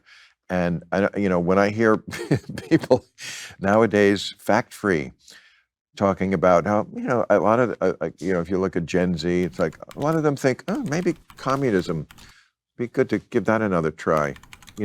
They just don't understand. Because they have this idea in their head that if something happened before they were alive, what does it matter? It didn't really happen. It's like, but stuff did happen. Stuff did happen. I know you weren't around for it, but it really did. What are Japan's imperial ambitions? Well, recently they claimed Russian territory. They're like a set of islands to the north of Japan that historically have been Japanese, but then were seized by Russia like 100 years ago. How is it in... Oh, Big Orange G, you have to remember, from Ben Shapiro's perspective, from the conservative perspective, communism doesn't mean anything. It's just the boogeyman of Stalin, that Stalin killed hundreds of millions of people, so communism bad. It doesn't have any ideological meaning to them. It's just the scary word. And other people noticed it, and we learned that lesson. Communism doesn't work, and it makes people very cynical. Remember that old joke they had about we pretend to work and they pretend to pay us? That was the system. I mean, that's not going to go away overnight. Well, Bill Maher, it's a pleasure to have you here. Do we support Japan reclaiming from Russia? I don't have a strong stance on it, so... frankly, I do worry about the broadening of Japanese colonial ambitions, but it's definitely not the biggest problem going on in the world right now. But if I was Japanese, it would definitely be something to talk about.